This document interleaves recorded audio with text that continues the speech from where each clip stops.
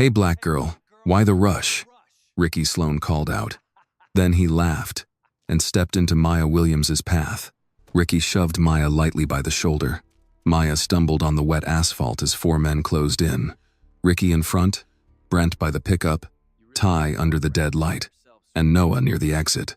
Ricky smiled. "You got a lot of nerve walking through here alone." Maya lowered her eyes and let her hands tremble.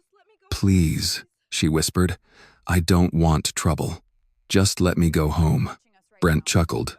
Now she wants to go home. Ty glanced up at the broken floodlight. She thought those little cameras would save her. Ricky stepped closer. With 2 fingers, he lifted a loose strand of Maya's hair from her cheek, as if inspecting something that belonged to him. Blackwood Lane sends all kinds of people to play hero now. Maya stepped back, breathing unevenly. Her heel slipped on the wet asphalt, and she accidentally stepped on the front of Ricky's shoe. His expression snapped. "You stepping on me now?" "I'm sorry," Maya said quickly. "I didn't mean." Ricky shoved her harder. Maya fell sideways, catching herself against the hood of an old sedan before dropping to one knee. The 4 men laughed, the sound spreading across the empty parking lot. Ricky looked down at her. "That's where you belong." On the ground. Then all 4 moved closer. Not one of them noticed Maya's eyes change. That was their first mistake. Brent reached first, bending for her backpack. "You're done running," he sneered. Maya rose with him, caught his wrist, and twisted just enough to take his balance. "No," she said calmly. "I'm done pretending." Brent crashed shoulder first into the parked pickup with a stunned gasp. Ty rushed from her left. "Hold her down," he shouted.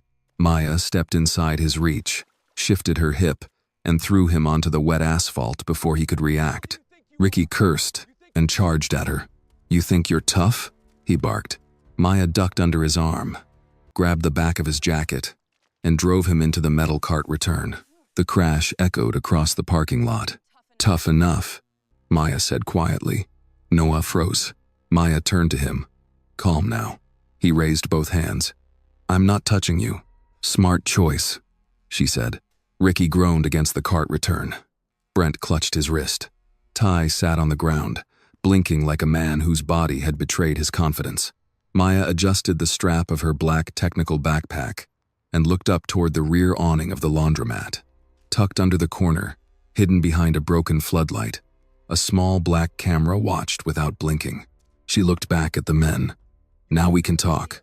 Ricky tried to stand. "You don't know who you're messing with." "No," Maya said. "But I know someone sent you." Ty's expression changed. Maya looked at him. "Who told you to take the flash drive?" No one answered. She continued. "Who told you to follow me here? And why was Officer Mercer already waiting before anything even happened?" Maya stepped closer. "Was this Harlan's order?" Brent laughed, but it sounded forced. "You don't know what you're talking about." "Really?" Maya said quietly. "Then why are you all here for one flash drive?" Ty muttered under his breath. She wasn't supposed to know. Ricky turned sharply. "Shut up." Maya almost smiled. Too late. The parking lot fell silent. Noah swallowed. "I only came because they told me to stand here," he said quietly. "Scare you. Take the drive. Leave. That's all," Ricky shouted. "Noah!" But it was already too late. At that moment, headlights swept across the parking lot. A police cruiser stopped at the entrance. Officer Mercer stepped out. He didn't ask why 3 men were on the ground. He didn't ask if Maya was hurt. He looked straight at her. "Miss Williams," he said coldly, "I received a report that you attacked private security staff." Maya stared at him. Then she asked softly, "Interesting. No one here called the police. So who reported it?" Mercer's face froze. Another pair of headlights appeared at the far end of the lot, and this time, they were not his. The second set of headlights swept across the parking lot, slow and deliberate. Officer Mercer turned his head, and for the first time since stepping out of his cruiser, the confidence in his face shifted. A dark SUV rolled in behind him and stopped near the laundromat's back door. The driver's door opened, and Detective Angela Brooks stepped out in a navy blazer, her badge clipped at her belt. She did not rush. She did not shout. She simply looked at the scene. Brent bent near the pickup, Ty sitting on the asphalt, Ricky trying to stand. Noah pale and silent. Maya Williams standing with her backpack still over one shoulder. Brooks turned to Mercer. "Interesting timing, officer." Mercer straightened. "Detective Brooks. I didn't know state investigators were working parking lot disturbances now." "We work patterns," Brooks said. "And this one keeps getting louder." Maya said nothing.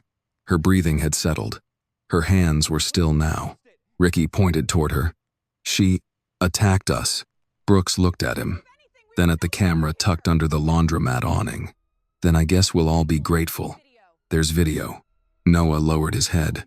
Mercer's jaw tightened. "These men are private security personnel." Maya finally spoke. "Private security doesn't usually collect evidence for real estate developers in empty parking lots." Brooks looked at Mercer again. "You should probably stop helping them talk." For a moment, no one moved. Then Brooks motioned to the two state officers behind her. They separated Ricky, Brent, Ty, and Noah without drama. No shouting, no rough handling, just quiet authority replacing the kind that had been pretending. Mercer stepped closer to Maya. "This isn't over." Maya met his eyes. "I know." Brooks noticed the exchange but saved her questions. She walked Maya to the side of the lot, near an old sedan with rain beating on the hood. "Are you hurt?" "No." "You sure?" Maya glanced at her scraped palm. "Nothing. That matters." Brooks studied her. "Men like Sloan don't usually lose control that fast." "They thought I was afraid." "Were you?" Maya looked toward the broken floodlight, then back at the camera. "Enough to make them believe it." Brooks gave the smallest nod. "The audio? Clean enough." Noah gave us Harlan's name. "Good. But tonight won't be the end of it." Maya already knew that. Victor Harlan was not the kind of man who stopped because one plan failed. He would call lawyers. Mercer would write reports. Someone would try to make the footage look unclear, the audio questionable, Maya unstable. That was how people like Harlan survived. They did not erase truth all at once. They smudged it until decent people got tired of reading. Maya looked across the lot at Noah. He was speaking to one of Brooks's officers, his shoulders folded inward. "He'll talk more if he feels safe." Brooks followed her gaze. "Maybe. Or he'll remember who pays him." "Fear pays fast," Maya said. "Truth takes longer." Brooks almost smiled. "You sound older than 25. Maya adjusted her backpack. "I was raised by a woman who read court records for a living." At the far edge of the lot, Mercer got back into his cruiser. Before closing the door, he looked once more at Maya. Not angry exactly. Measured. Calculating. Maya understood that look. A man who could not win in public would try something private. Her phone buzzed before Mercer drove away. It was a message from Nora. "You all right, baby girl?" Maya typed back. "I'm fine. Don't touch anything on the table." The reply came after only a few seconds. "Already made coffee." Maya let out a quiet breath. That was Nora Williams. When trouble came to the door, she did not panic. She made coffee, cleared the table, and remembered every word people said. Brooks closed her notebook. "Go home. I'll secure the footage from Denise's system and take formal statements." Maya shook her head. "Make a copy before Mercer's department asks for access." "I plan to. Make two." Brooks looked at her carefully. "You don't trust local police." "I trust patterns." That answer was enough. 20 minutes later, Maya drove through Blackwood Lane in her gray Ford Escape. The street was quiet now. Old brick storefronts sat under weak pools of yellow light. The barber shop was closed, but the chairs inside were still turned toward the front window like men waiting for Saturday morning conversation. The church sign across the street read, "Faith is not blind. It sees in the dark." Maya passed Denise Porter's laundromat. Denise stood behind the glass door with her arms folded, watching the police lights fade. When she saw Maya, she lifted one hand. Maya lifted hers back. No celebration. Not yet. Blackwood Lane had learned not to celebrate too early. At home, Nora Williams opened the door before Maya could knock. She was 48, with calm eyes, a courthouse spine, and a blue cardigan wrapped around her shoulders. The smell of coffee filled the small house. Nora looked at Maya's scraped palm first. "Bathroom. Wash that." "I'm fine." That wasn't a question. Maya obeyed. When she came back to the kitchen, Nora had set out coffee, a folded towel, and a plate of cornbread wrapped in foil. On the table sat a black device shaped like an ordinary hard drive. A tiny green light blinked once, then disappeared. Nora noticed Maya looking at it. You really think they'll come here? Maya sat down slowly. If they couldn't take the truth in the dark, they'll try to take it from home. Nora poured coffee into 2 mugs, then let the house be ready. Maya wrapped both hands around the mug, letting the heat steady her. For the first time that night, she let herself look tired. Nora sat across from her. Did they say Harlan's name? Noah. Did. And Mercer? He showed up too fast. Nora's face did not change, but her fingers tightened around the mug. I worked courthouse records 17 years. Men like Mercer always think paperwork can make wrongdoing respectable. Maya looked at the hard drive-shaped device on the table. Not this time. Outside, a car rolled slowly past the house, then continued down the block. Nora and Maya both heard it. Neither of them moved. After a moment, Nora said softly, "Don't let them rewrite the truth." Maya looked up at her mother. "I won't," she said. And somewhere in the quiet house, the little green light blinked again. If you stand with Maya and Nora in fighting for the truth, please give this video a like and drop a comment below letting us know where you are watching this from. Who knows? Someone right in your neighborhood might be watching and standing with you right now. The green light blinked once more, then went still. Maya watched it from across the kitchen table, while Nora poured a second cup of coffee. The house was quiet again, but not peaceful. Quiet after trouble had a different weight. It sat in the corners. It waited by the windows. It made every passing car sound like a decision. Nora set the mug down. "You're not sleeping tonight, are you?" "No, I didn't think so." Maya opened her laptop and pulled the security files from Denise Porter's laundromat. The screen filled with timestamps, camera numbers, and system alerts. To most people, it would have looked like ordinary technical trouble. Weak signal, temporary blackout, bad wiring, old equipment. But Maya had been trained to read what other people dismissed. She clicked through the first file. Camera 3 lost signal at 11:12 p.m. Nora sat across from her. That was last Tuesday? Yes. Maya opened another window. At 11:14, the lot light failed. At 11:16, Denise got an email from Harlan's property office warning her about code violations. Nora's eyes narrowed. 2 minutes apart. Again and again. Maya pulled up a second night, then a third. The pattern repeated in different places along Blackwood Lane, behind the laundromat, near the church side entrance, outside the small repair shop on Caldwell Street. Each time, a camera went blind first. A light failed next. Then came a letter, a call, or an inspection notice. Nora leaned back slowly. That's not neglect. No, Maya said. That's choreography. She opened the city maintenance portal and checked the work orders. Several complaints about broken lights had been filed, but some were marked completed, even though no repair had been made. Others had vanished from the active queue. Maya stared at the screen. Someone inside the system is helping them. Mercer? Maybe. Maybe someone at City Services. Maybe both. Nora rubbed her thumb along the handle of her mug. Men like Harlan don't dirty their own hands unless they have to. Maya clicked on another file. The footage showed the laundromat parking lot 3 nights earlier. A dark van passed slowly behind the building. Seconds later, the camera fractured into static. She froze the image. Nora leaned closer. That van again? Same one from the church feed. Can you read the plate? Not yet. Maya enhanced the frame just enough to catch the side logo. Harlan, Urban Security. Faint, but there. Nora exhaled through her nose. There it is. Not enough for court, Maya said. Enough to know where to look. She copied the file into 3 folders. One was labeled Brooks. One was labeled Malcolm. One was labeled Light File. Then she pulled the footage from the small camera above the laundromat awning, the one that had watched Ricky Sloan and the others in the parking lot. Noah's voice came through thin but clear. I was told to stand there, scare her, take the drive, and leave. Harlan wanted it gone before the hearing.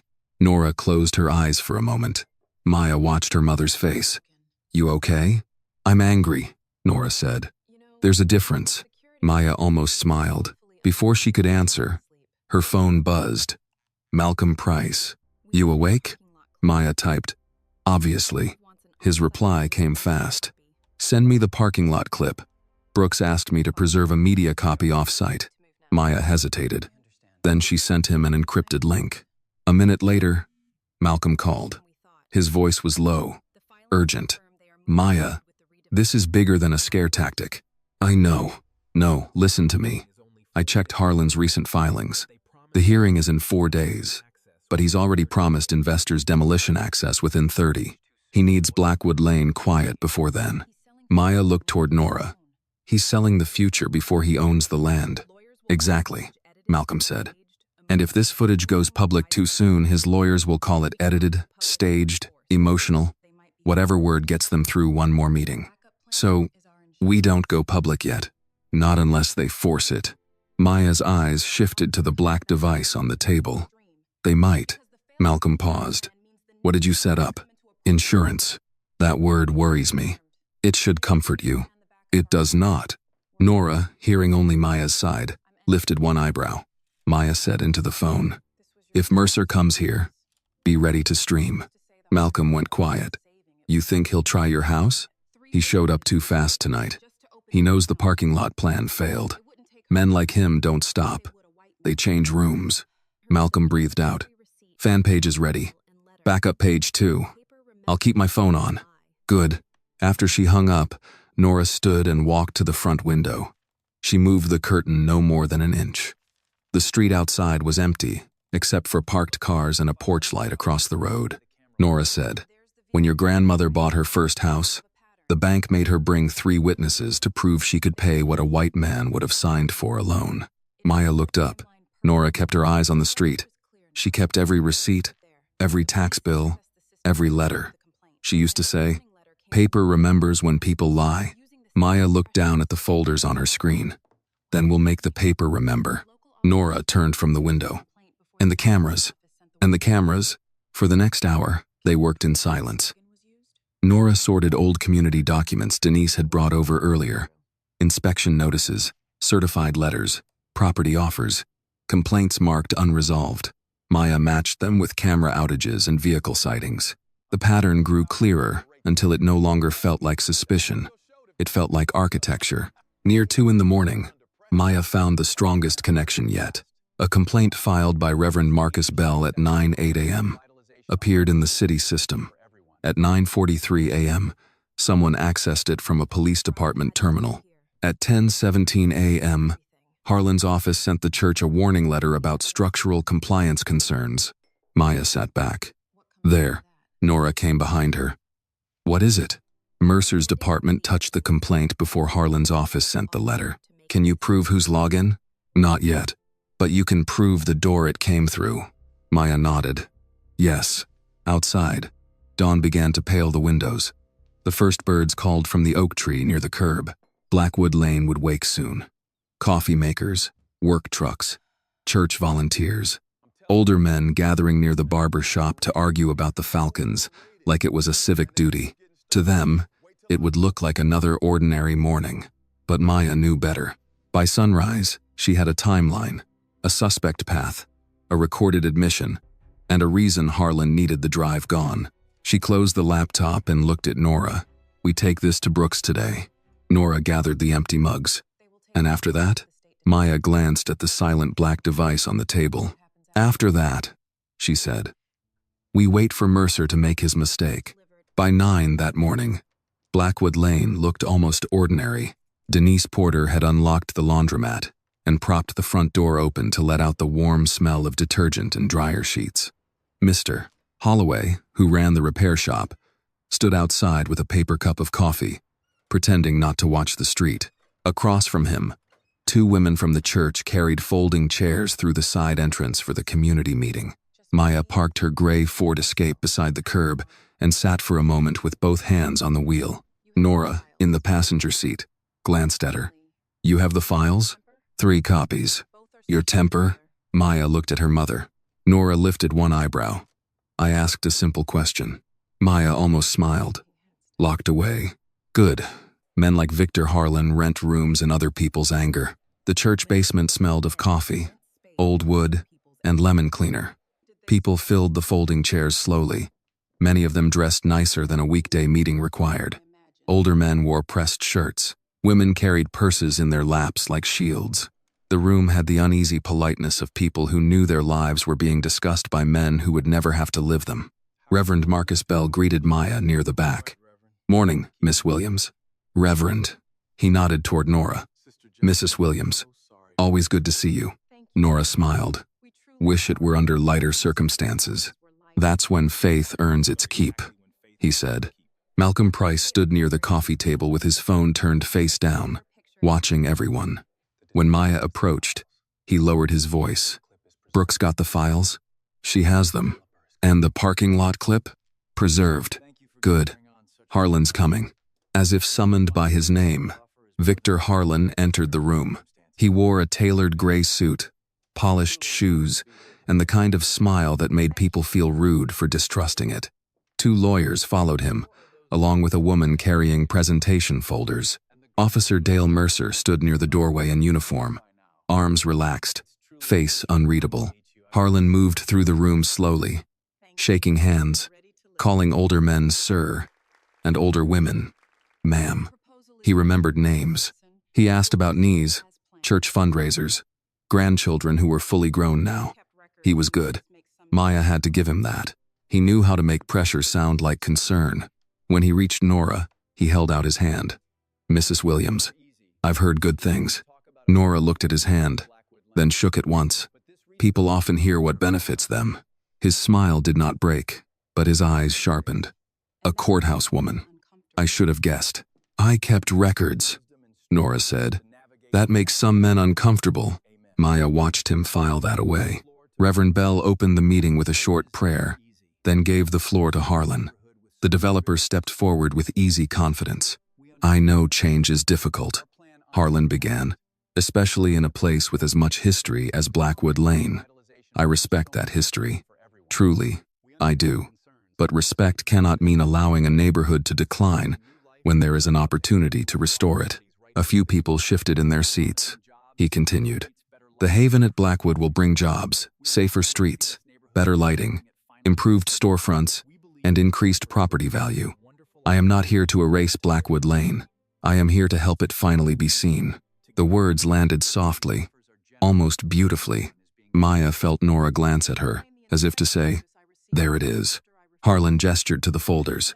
Our offers are generous. No one is being forced. No one is being threatened.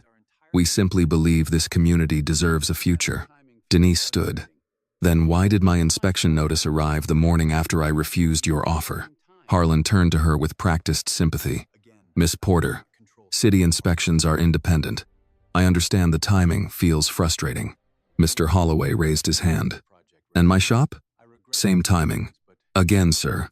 I don't control city departments. Maya looked toward Mercer. He did not move.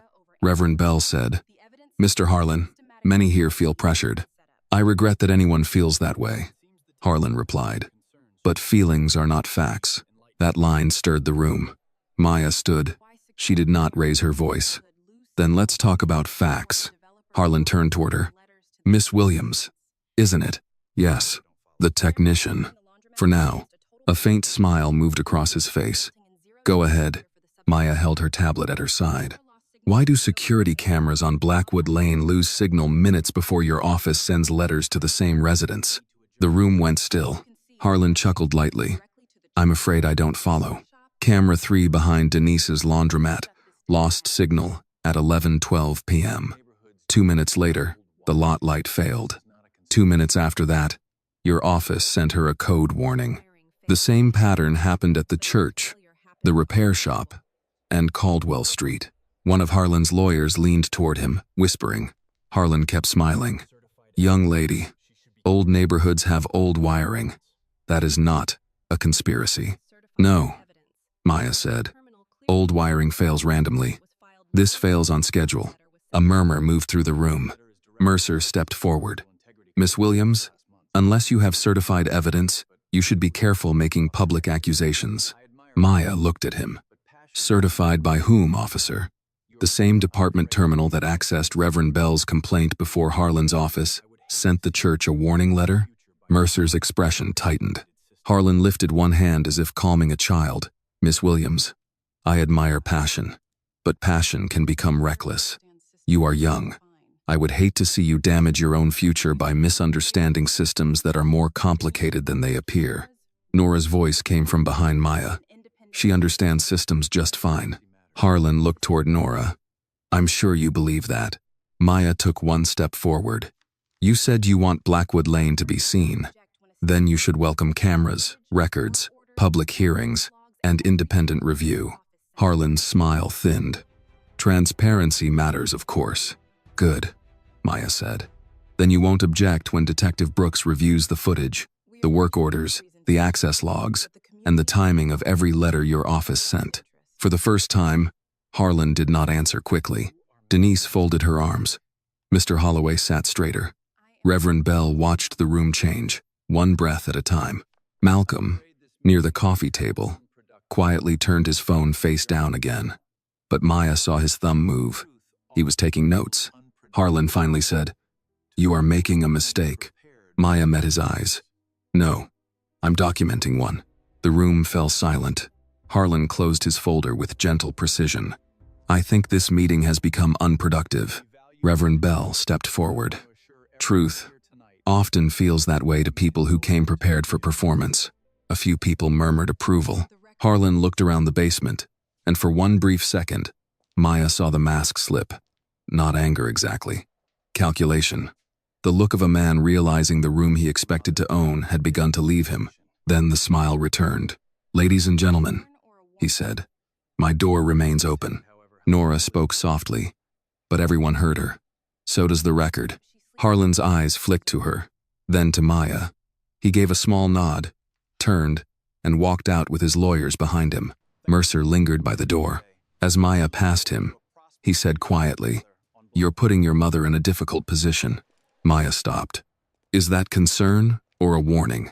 Mercer looked at her scraped palm, then back at her face. Take it however helps you sleep. Maya leaned closer, just enough for him to hear. I sleep fine when the cameras are on. Mercer stepped aside.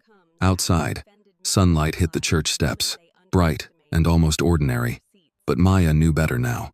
Harlan had smiled in front of the room because smiling was part of his work. The real answer would come later, through paperwork, pressure, and men like Mercer. Nora walked beside her to the car. You saw it? Maya nodded. He's scared. No, Nora said. Not scared yet. Offended. Maya looked back at the church doors. Nora opened the passenger door. Scared comes after offended men realize the woman they underestimated kept receipts. Maya got into the car and started the engine. Her phone buzzed before she pulled away. A message from Malcolm appeared on the screen. Harlan's lawyer just asked who owns your house. Maya stared at it for 1 second, then looked at Nora. Nora read her face and sighed. Then I suppose we know where they're looking next. Maya put the car in drive. Yes, she said. Home. Maya drove home without speaking for the first 3 blocks. Nora did not push her. She sat in the passenger seat with her purse on her lap and watched Blackwood Lane pass by the window. The barber shop, the church steps where people were still standing in small, worried groups. Older residents had a way of lingering after meetings, not because they had nothing to do, but because leaving too quickly felt like surrender. Maya turned onto their street. He asked about the house. Nora nodded. That means he knows he can't scare you through the meeting room. He'll try paperwork. He already has. Maya parked in front of the small brick house, where Nora had lived for almost 20 years. The porch needed paint. The mailbox leaned a little. A clay pot of basil sat near the steps because Nora believed every home needed something growing by the door. Maya looked at the house and felt something tight move under her ribs. Maybe you should stay with Aunt Ruth for a few days. Nora opened the car door. No, Mom, no, Nora repeated, softer but firmer. I am not leaving my own house because a man in a good suit learned my address. Maya got out and followed her inside. This isn't pride. It's risk. Nora set her purse on the kitchen counter. Baby girl, at my age, you learn the difference. Pride makes noise. Dignity stands still. The kitchen smelled faintly of coffee and cornbread from earlier. The black device still sat on the table, looking like an ordinary hard drive. Maya checked the connection on her phone, then verified the backup stream to Malcolm's fan page. The tiny green light blinked once. Nora watched her. You're expecting Mercer. I'm expecting Harlan to use whoever owes him the most. That would be Mercer. Probably. Nora pulled 2 mugs from the cabinet. Then, we prepare. Maya looked at her mother. You're too calm about this. I worked courthouse records for 17 years. I saw calm men ruin lives with forms, and loud men cry when asked to sign affidavits. Calm doesn't mean I'm not afraid. Maya leaned against the counter. Are you? Nora poured coffee. Yes. That answer quieted the room more than any brave speech could have. Nora handed her a mug. But fear is not an instruction. It is just information. Maya wrapped her fingers around the warm ceramic. She had heard commanders say less useful things in war rooms. Her phone buzzed. Malcolm, Harlan's team is pulling property records. Also checking permit history. They're looking for leverage. Maya showed Nora. Nora read it, then gave the phone back. They'll find the roof permit from 2016, the plumbing repair from 2019, and the complaint I filed when the city forgot our trash pickup for 3 weeks. Nothing else? Nora gave her a look. I kept records before you were born. Maya smiled faintly. Paper remembers. When people lie, Nora finished. Maya opened her laptop at the kitchen table. She built a timeline from the files gathered so far.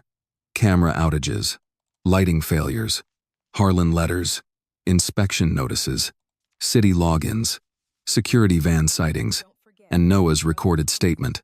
The story was no longer scattered. It was beginning to line up like people waiting to testify.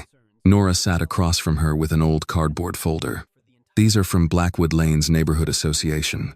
Denise dropped them off last month, before you came home. Maya opened the folder. Inside were copies of letters, property offers, code notices, and handwritten notes from residents. Some pages had coffee stains. Some had careful underlines. One envelope had been opened and resealed so many times the flap had gone soft. These people have been scared longer than they've admitted, Maya said. Most grown folks don't call it fear, Nora replied. They call it being realistic. Maya looked up. And what do you call it? Nora's face softened. Being tired. For a while, they worked without speaking. Outside, afternoon light moved across the window blinds. A lawnmower started somewhere down the block. A neighbor called out to another about Sunday service. Life kept trying to act normal. Maya clicked open the file from the church meeting and replayed Harlan's voice. I am here to help it finally be seen. She paused it. Nora looked at the screen. He says pretty things. That's why people believe him. No. People believe him because believing him costs less than fighting him. Maya sat back. I shouldn't have stood up today. Nora frowned. Why would you say that? Because now he's looking at you. At this house. He was always going to look here. Not this soon. Nora reached across the table and touched Maya's wrist. Listen to me. You did not bring danger to our door. You only turned on the porch light. Maya looked down at her mother's hand. Strong fingers, short nails, a small scar near the thumb from some old kitchen accident Maya barely remembered. Nora said, Men like Harlan count on good people confusing peace with silence. Don't do that. Maya swallowed. What if I can't protect everyone? You were not asked to be God. That made Maya look up. Nora held her gaze. You were asked to tell the truth and not run from it. Maya's throat tightened, but she nodded. A knock came at the front door. Both women went still. Maya closed the laptop halfway but did not shut it down. Nora stood first. Maya whispered, Let me. Nora shook her head. It's my house. She walked to the door while Maya moved silently to the hallway, just out of sight. Nora opened it. Denise Porter stood on the porch holding a foil-covered plate. Malcolm Price stood beside her with his phone in one hand and concern written all over his face. Denise lifted the plate. I brought supper. Fried chicken, collards, and sweet potatoes. Don't argue. Nora blinked, then laughed softly for the first time that day. Come in before the whole street smells it. Malcolm stepped inside last. I didn't come for supper. Denise looked at him. You will eat anyway. The kitchen filled with a different kind of quiet then, the kind made by people choosing not to let fear have the whole room. Denise set food on the counter. Malcolm placed a small portable router beside Maya's laptop. Backup internet, he said. If they cut the home line or jam the Wi-Fi, this one runs off cellular. Maya checked it. Good. Denise glanced at the black device on the table. That the famous drive? Nora said.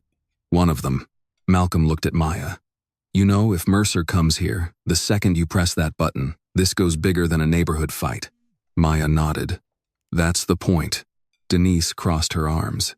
Then let it get big. They've been making us feel small long enough. No one spoke for a moment. Then Nora began putting plates on the table.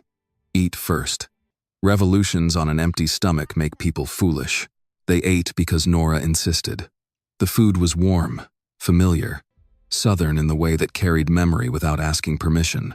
For half an hour, they were not investigators, witnesses, or targets. They were people at a kitchen table, passing hot sauce, wiping crumbs, listening for cars but still choosing to chew slowly. As evening settled, Malcolm's phone buzzed. He read the message and looked at Maya. What? She asked. Harlan's lawyer just filed a complaint claiming you're in possession of stolen proprietary data. Denise set down her fork. That fast? Maya closed her eyes briefly. He's setting up the excuse. Nora looked toward the front window, where the porch light had just clicked on. Maya opened her eyes and reached for her phone. Then we keep everything exactly where it is. Malcolm turned on the router. Denise locked the back door. Nora cleared the table but left the black device in plain sight. Outside, a car slowed in front of the house, then continued down the block. Maya watched the reflection pass across the window glass. Nora stood beside her. You still think they'll come? Maya looked at the device on the table, the laptop beside it, the files waiting like patient witnesses. Yes, she said. And when they do, we let them write the next line themselves. By morning, Harlan's complaint had done exactly what Maya expected. It had not proved anything, but it had given everyone nervous enough a reason to hesitate. Denise called first. Her voice was tight but steady. City licensing just emailed me. Maya sat at Nora's kitchen table, laptop open, coffee cooling beside her. About what? They want updated fire exit diagrams, machine maintenance logs, employee tax forms, water usage records, and proof my back door meets commercial code. Nora, standing at the stove, turned slowly. All at once? All at once, Denise said. They gave me 48 hours. Maya closed her eyes for half a second. Don't send anything directly to them yet. Scan it. Send copies to me and Malcolm first. Denise gave a dry laugh. Baby, I ran a laundromat through 2 recessions and 1 divorce. I know how to make copies. After Denise hung up, Malcolm texted 3 screenshots. The repair shop had received a zoning notice. The church had been asked to produce old maintenance records. A retired couple who owned the corner grocery had received a warning about parking compliance, even though their lot had not changed in 20 years. Nora set a plate of toast beside Maya. Paper cuts. Maya looked up. That's what this is, Nora said. Not a knife, not a gun. Just paper cuts until people bleed patience. Maya typed the phrase into her notes. Paper cuts. It fit too well. By noon, Blackwood Lane felt different. Not louder, not visibly panicked, just strained. Older men stood outside the barber shop speaking in lower voices. Mrs. Porter's cousin swept the laundromat entrance 3 times, without noticing she was sweeping the same patch of sidewalk. At the diner, 2 women stopped talking when a city vehicle rolled past. Maya walked the block with Malcolm, who carried a coffee in one hand and his phone in the other. He looked like a reporter, trying not to look like one. They're moving faster, Malcolm said. They have to. Because of the hearing? Because Harlan knows we have proof. He tried to take the drive. Malcolm glanced at her. You keep saying we. Last week you told me you were just here to fix cameras. Last week you believed me. I did not. I was being polite. Maya almost smiled. They stopped outside Denise's laundromat. A white city sedan was parked at the curb. Inside, a licensing inspector in a tan jacket stood near the counter, flipping through papers while Denise watched him with both hands on her hips. The inspector looked uncomfortable. That mattered. People doing honest work usually looked annoyed. People carrying out someone else's pressure often looked uncomfortable. Maya entered first. Afternoon. The inspector turned. Can I help you? Denise said. She's my systems technician. He looked at Maya's age, then at her tool bag, then at Malcolm's phone. This is a routine compliance check. Maya nodded. Routine checks usually don't happen across 4 unrelated properties within 24 hours of a public complaint. His jaw tightened. Ma'am, I just process assignments. Who assigned it? I can't discuss internal scheduling. Malcolm lifted his coffee slightly. That answer always sounds better before it's quoted. The inspector looked at him. Are you recording? Not yet, Malcolm said. I'm old-fashioned. I still take notes. Denise leaned forward. You want machine logs? I have machine logs. You want exit diagrams? I have exit diagrams. You want water usage? I have that too. But you will sign for every copy you take, and you will write down the code section you're requesting it under. The inspector blinked. Maya saw Nora's influence in that sentence and nearly smiled again. The man softened. Miss Porter, I'm not trying to shut you down. Then don't act like someone sent you to scare me. He said nothing, which was answer enough. Outside, a black SUV rolled slowly past the laundromat.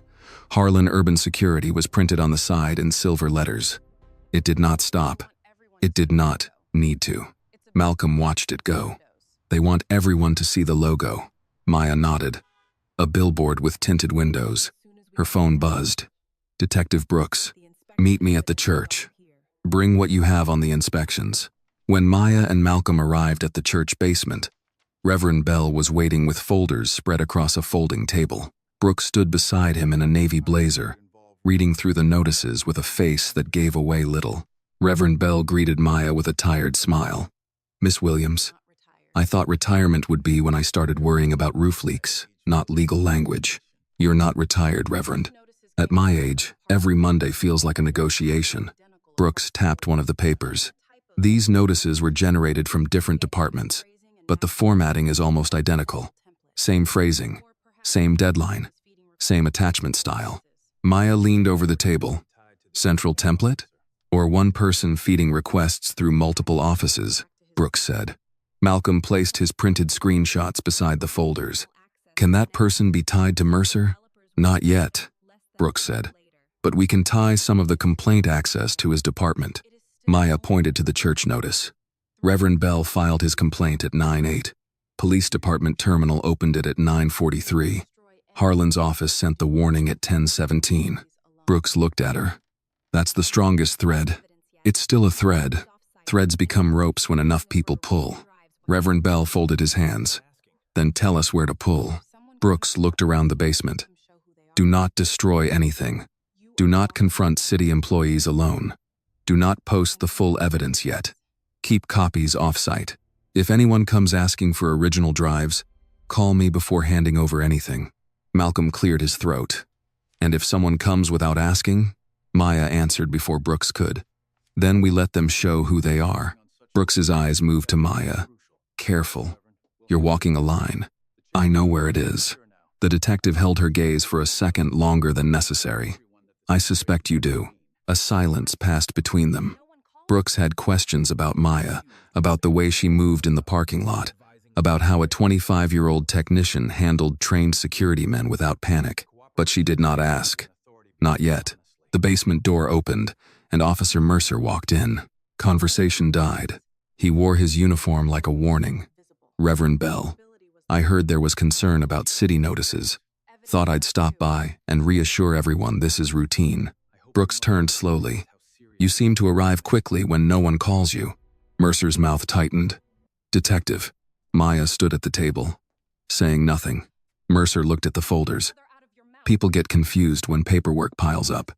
Best thing is to cooperate and stop making accusations. Reverend Bell's voice stayed gentle. Officer, cooperation is easier when authority behaves honestly. Mercer looked at him. I'd be careful with that implication. Maya stepped forward.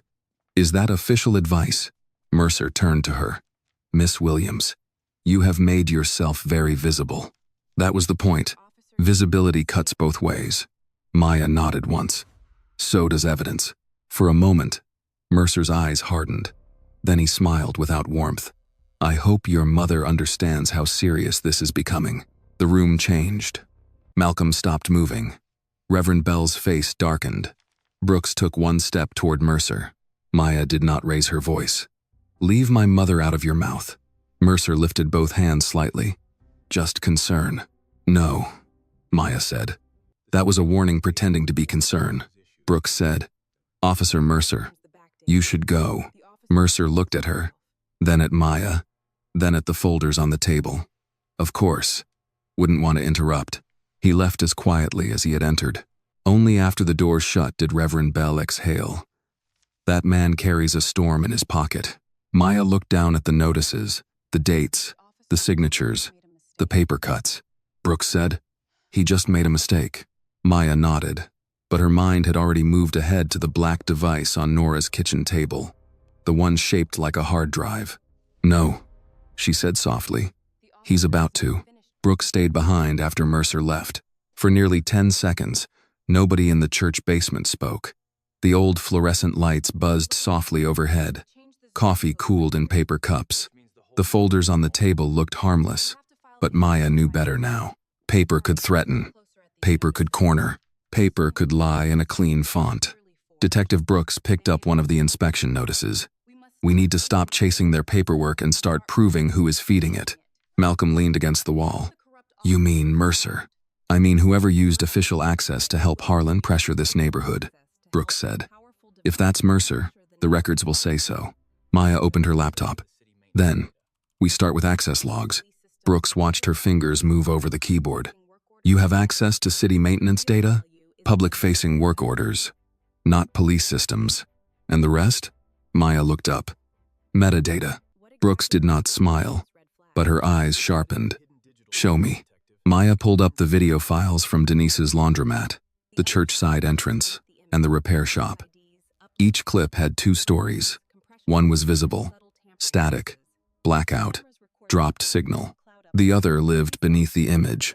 Device ID, upload path, server time, compression history, and tiny changes left behind by whoever had touched the file. Maya pointed to the screen. See this? The camera records locally first, then uploads to cloud storage. But these files were accessed before the outage reports were closed. Malcolm stepped closer. By who? Not a name. A terminal path. Brooks leaned in. Police Department subnet. Maya nodded. Same path appears on Reverend Bell's complaint before Harlan's office sends the warning letter. Same path appears near Denise's inspection request. Same path appears before the repair shop notice. Reverend Bell removed his glasses and rubbed the bridge of his nose. So, someone read our complaints before the city responded. And then Harlan's people reacted, Maya said. Malcolm's voice lowered. That's not politics. That's coordination. Brooks looked at Maya. Can you preserve this clean? Already did. 3 copies. Hash values logged. Malcolm blinked. Hash values? Nora would have liked that question. Maya answered, without looking away from the screen. Digital fingerprints. If anyone changes the file later, the fingerprint changes. Brooks gave a small nod. Good. For the first time since the parking lot, Maya saw something like full respect in the detective's face. Not warmth. Something better. Professional trust. Brooks said, this gives us a path, but not enough for charges by itself. A defense attorney will say shared terminals, bad procedures, old software, coincidence. Coincidence gets tired when it repeats, Maya said. It does, Brooks replied. But court still needs more than exhaustion. Maya closed one window and opened another. Then we need a live act. Malcolm looked at her. That sounds like something that ends badly. It ends badly. For whoever thinks the first 6 mistakes didn't count. Reverend Bell's face was calm, but his voice carried concern. Miss Williams, I have watched brave people confuse courage with standing too close to a fire. Maya softened. I'm not trying to burn. No, he said. But Harlan is. Brooks placed both hands on the table. Listen carefully. No traps that create danger. No baiting people into violence. No illegal recording. No entering private systems. If someone comes to you, if someone demands evidence, if someone abuses authority in real time, we can work with that. Maya thought of the black device on Nora's kitchen table. Understood. Malcolm's phone buzzed. He read the screen and went still. What? Maya asked. It's an anonymous message to the page. He turned the phone around. Friday night. Mercy lot. They still want the drive. The room tightened around those words. Brooks reached for the phone. Forward that to me. Malcolm did. Maya stared at the message. Mercy lot. Reverend Bell looked confused. Behind Denise's? Yes, Maya said. Where they tried tonight. Brooks's expression darkened. Could be a warning. Could be a setup. Both can be useful, Maya said. No, Brooks said sharply. Useful is not the same as safe. Maya looked at her. They already came once. If I disappear, they go after Denise, Malcolm, or my mother. If I panic, Harlan controls the story. If I walk in prepared, we control the record. Malcolm sighed. I hate that this makes sense.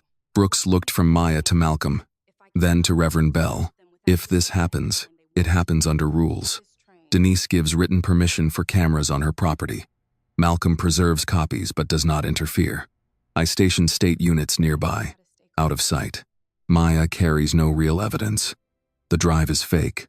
The real files stay off-site. Maya nodded. Agreed. Brooks studied her. And if they move toward you, I leave if I can. And if you can't?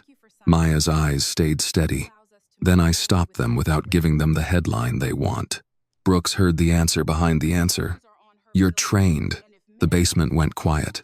Malcolm looked at Maya. Reverend Bell did too. Maya did not blink. I know how to stay calm. That is not what I asked. No, Maya said. But it is what I can answer. Brooks held her gaze for a long moment, then accepted the boundary. Fine. But if I tell you to stand down, you stand down. Maya nodded once.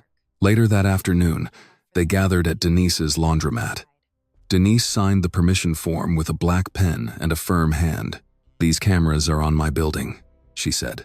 If men want to act foolish under them, that is between them and God. Malcolm checked the live stream backup, but kept it private. No public feed, unless Maya hits the trigger. Denise looked at Maya. You sure about this? No. Denise laughed softly. That's the first thing you've said today, I fully believe. Maya stepped outside into the parking lot. Rain clouds hung low over Atlanta, turning the afternoon silver. The broken floodlight above the rear door had been replaced, but Maya told the technician to leave one corner dim. Not dark, just dim enough for arrogant men to think they had found shadow. Her phone buzzed again. This time the message came to her directly. Bring the drive. Come alone, or your mother learns what trouble feels like. Maya's face did not change, but something cold moved through her chest. She showed Brooks. The detective's voice dropped. That moves this from pressure to threat. Maya looked toward Blackwood Lane, toward home, toward Nora's porch light that always came on before sunset. No, Maya said quietly. It moves it from hidden to recorded. That evening, Maya returned home to find Nora folding towels at the kitchen table beside the black device. Nora saw her face. They mentioned me. Maya stopped in the doorway. How did you know? Because men who can't move a daughter often try the mother.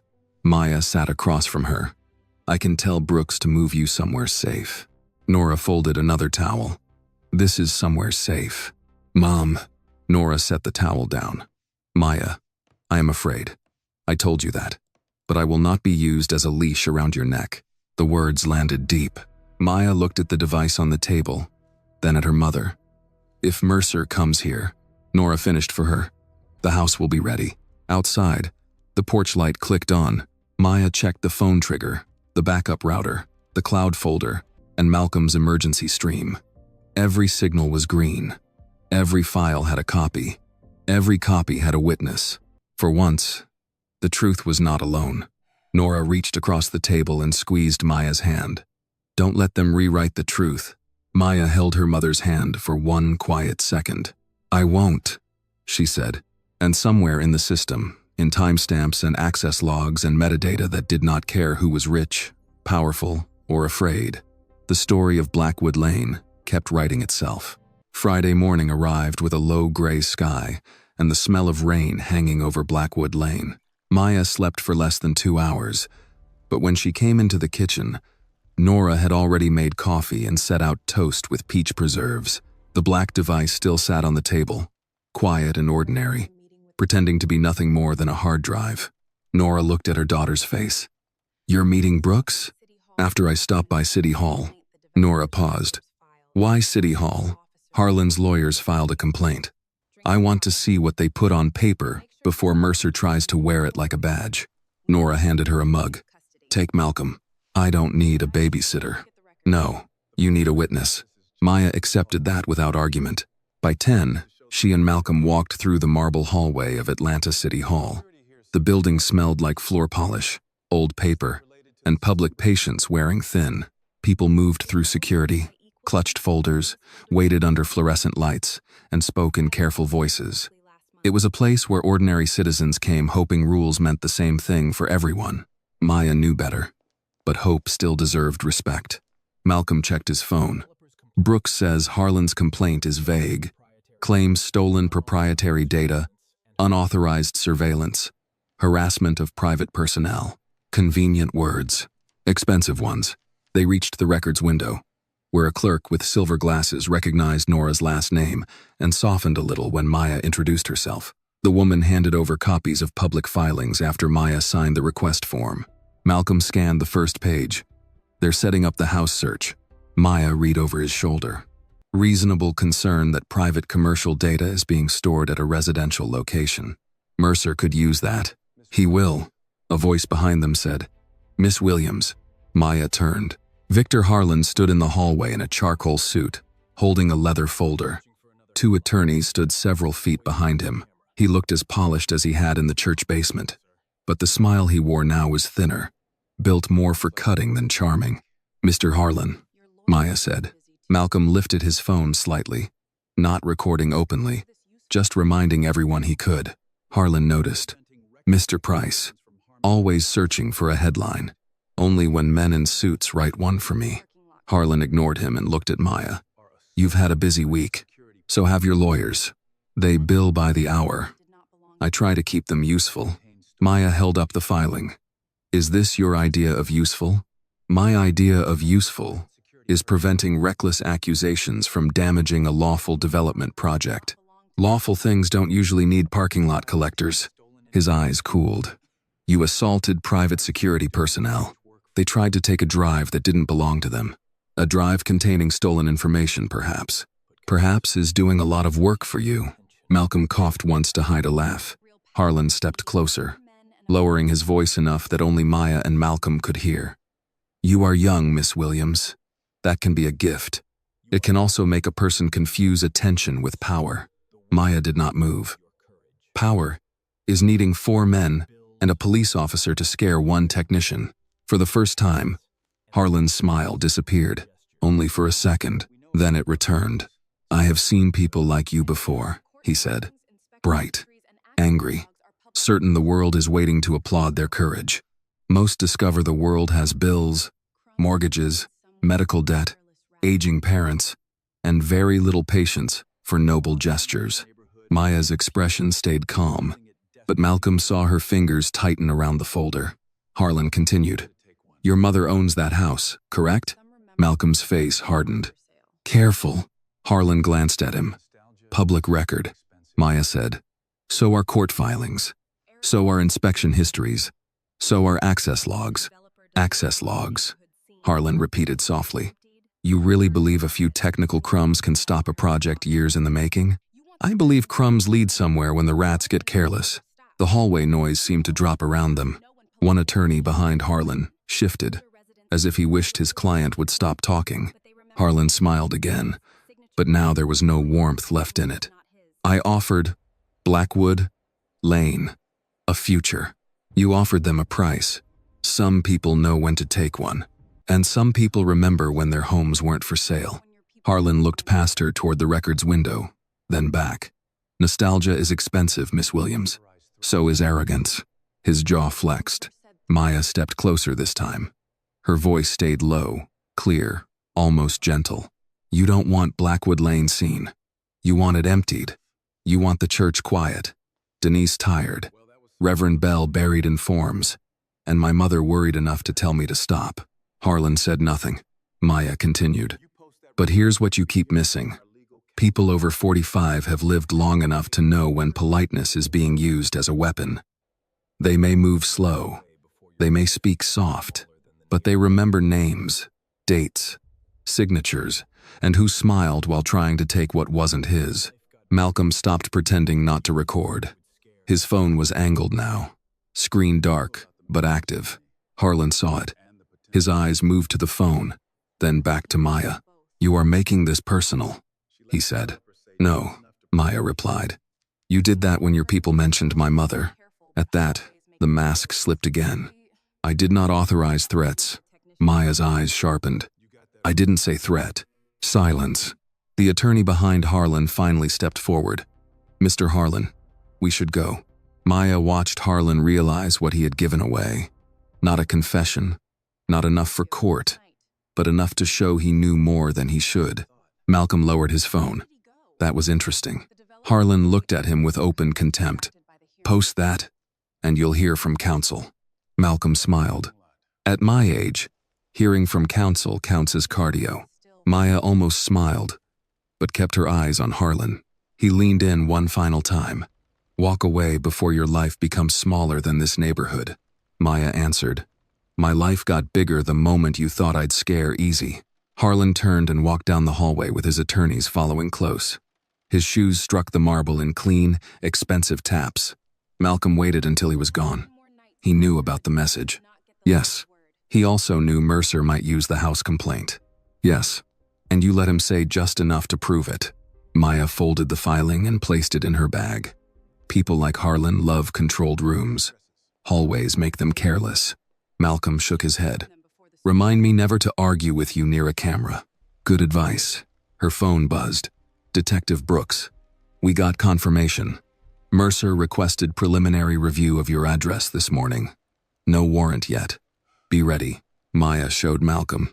His face lost its humor. That's today. Maybe. Or tonight. Maya looked down the hallway where Harlan had disappeared. No, she said quietly. He'll wait until he thinks the neighborhood is distracted by the hearing. Malcolm slipped his phone into his pocket. And the parking lot? Maya adjusted the strap of her bag. Still, Friday night. Outside. Rain began tapping against the city hall windows. Maya stood for a moment, watching water blur the glass. Every system had pressure points. Harlan's was pride. Mercer's was authority. Ricky's was fear, pretending to be courage. And Maya's? She thought of Nora at the kitchen table, calmly setting coffee beside a device that could turn a private abuse of power into a public record. Maya turned toward the exit. Come on, she said. We have one more night to make sure the dark doesn't get the last word. Rain followed Maya and Malcolm back to Blackwood Lane.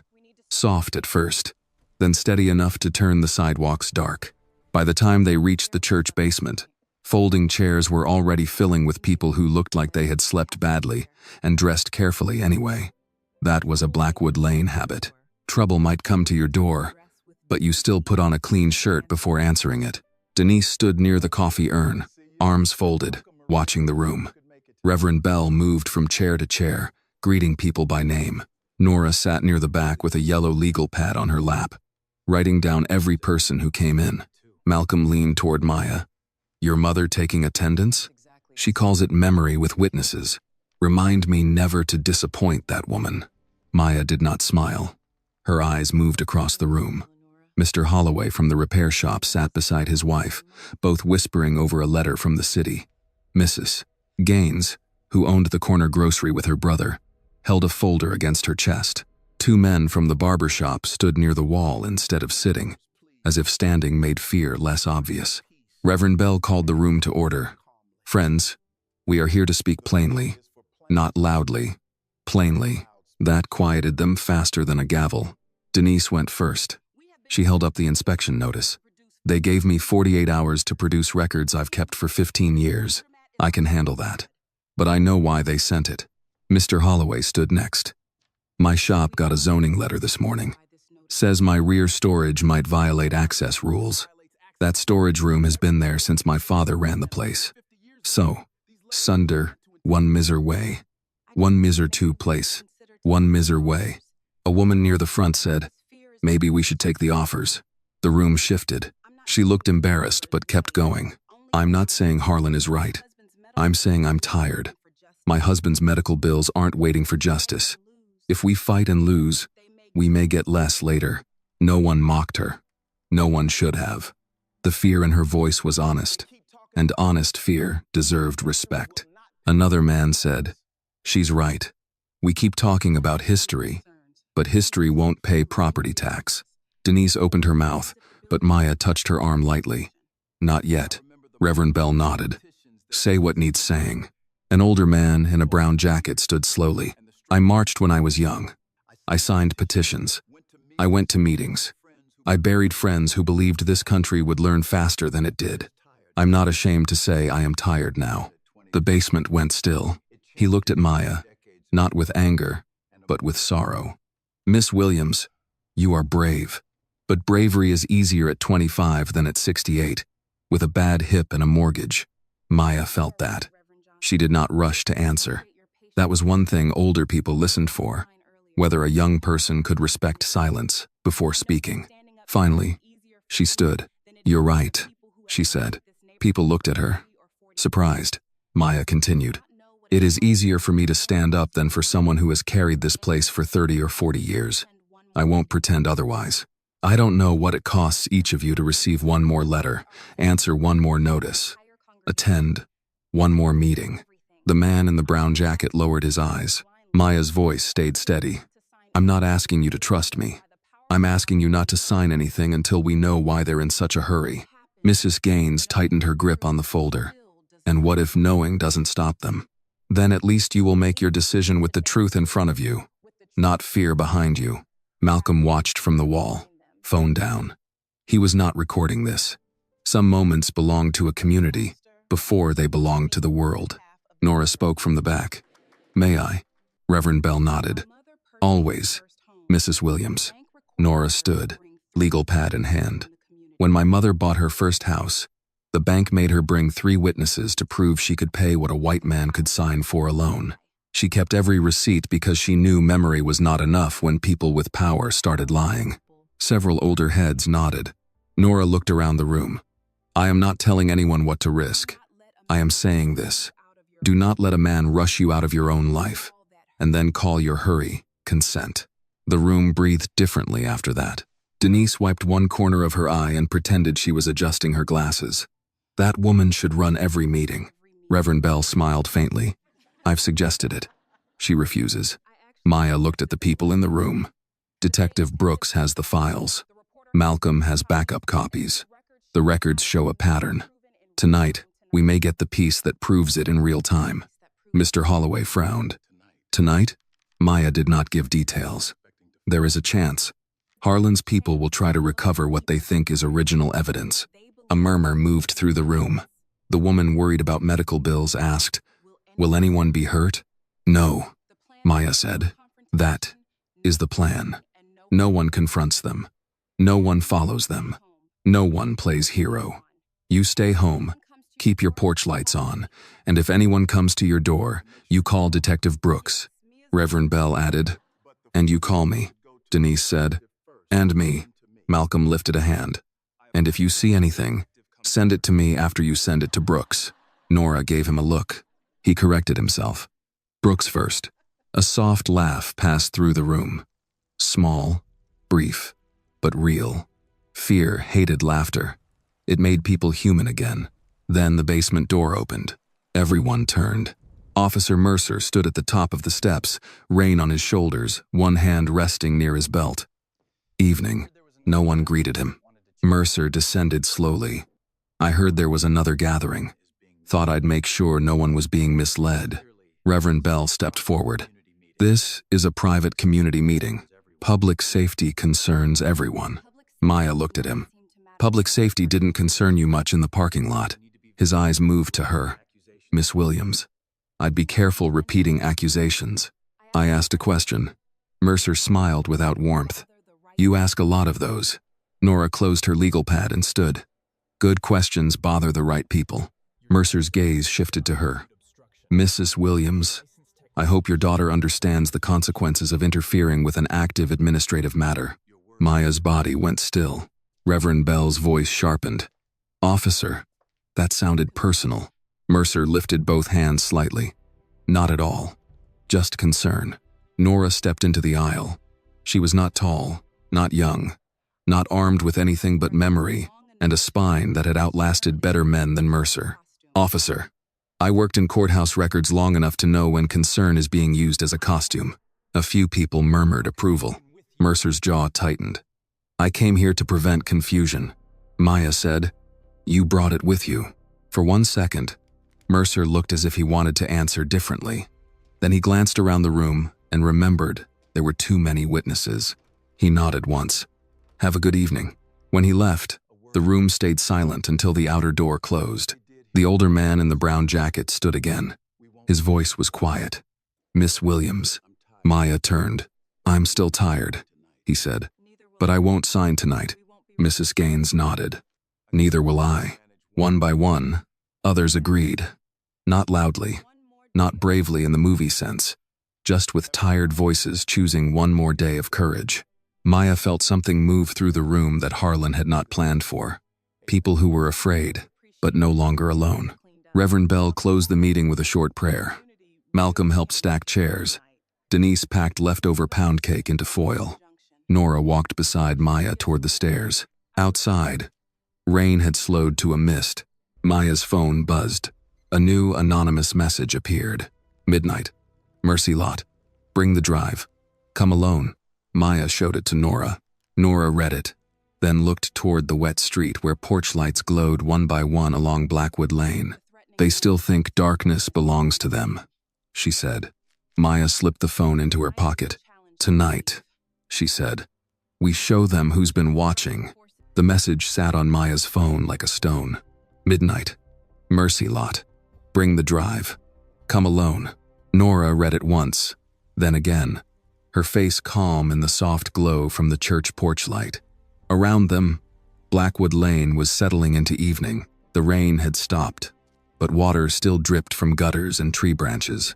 Porch lights came on one by one, small yellow promises against the dark. Malcolm stepped closer. That came from the same number? Blocked, Maya said. But same style. Denise folded her arms. They really think you're going to walk into that lot by yourself? Maya looked toward the laundromat, its rear parking lot hidden behind the row of storefronts. They think fear makes people predictable. Reverend Bell joined them at the bottom of the church steps. And does it? Yes, Maya said. Until someone stops obeying it. Nora touched her daughter's arm. We do this clean. Maya nodded. No one from the neighborhood goes near the lot. No one follows. No one confronts them. Denise frowned. I don't like you being the only one standing there. I won't be. Within the hour, they gathered inside Denise's laundromat. The machines were quiet now, their round glass doors reflecting faces instead of clothes. Detective Brooks stood near the folding table with a notepad, her state-issued radio clipped to her belt. Malcolm set up a small laptop beside a portable router. Denise unlocked the back office and handed Maya a written permission form for every camera mounted on her property. Brooks read it, signed as witness, and looked at Maya.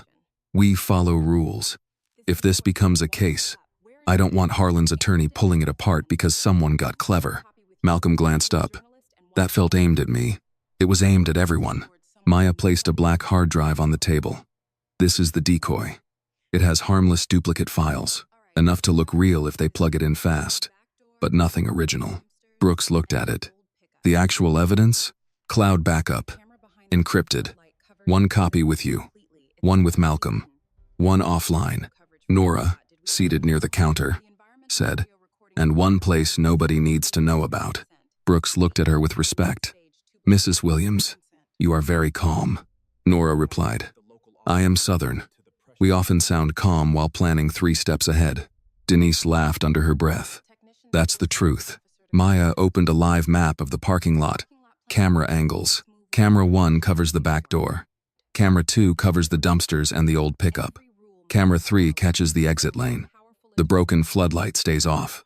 The camera behind it still works. Brooks pointed to the screen. Audio? Environmental mic on Denise's property. Legal with owner consent. Denise lifted her hand. Gladly given.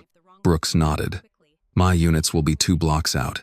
If they make a move to restrain you, we come in. Malcolm looked at Maya. And if Mercer shows?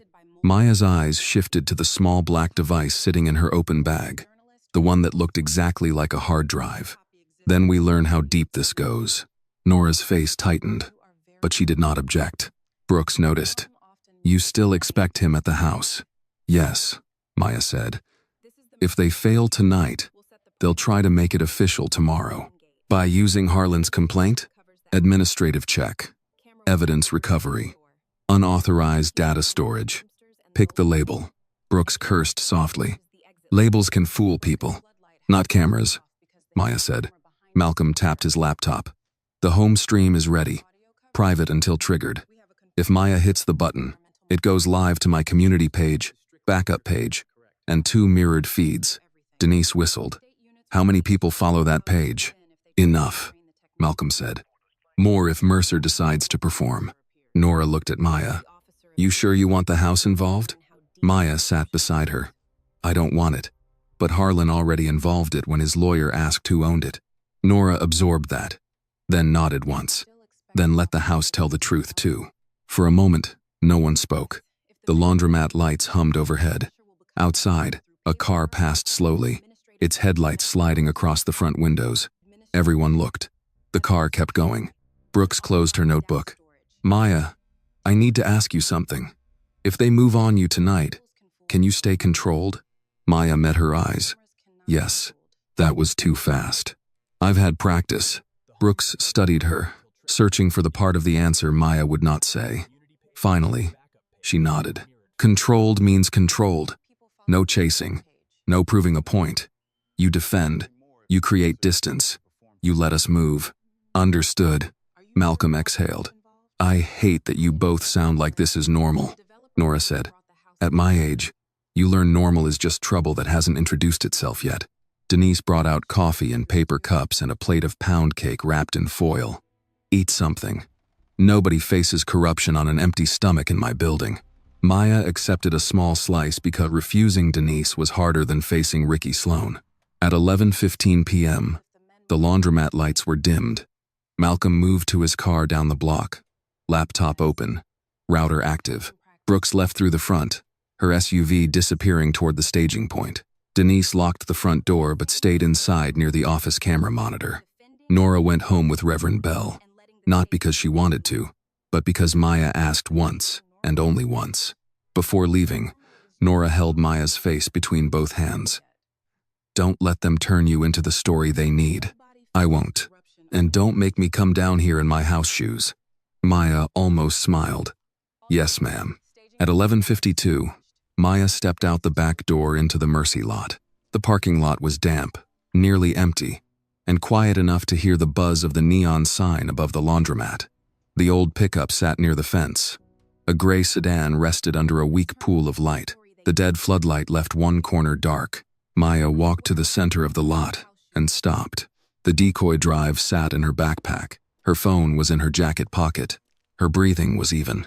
At 11:59, headlights appeared at the far entrance, then went dark. 4 figures stepped out. Ricky Sloan led them, with Brent and Ty on either side. Noah followed last, shoulders tense. Ricky smiled when he saw her standing alone. Well, he called. Look who came back. Maya said nothing. He moved closer, spreading his hands as if greeting an old friend. You bring what we asked for? Maya looked past him once.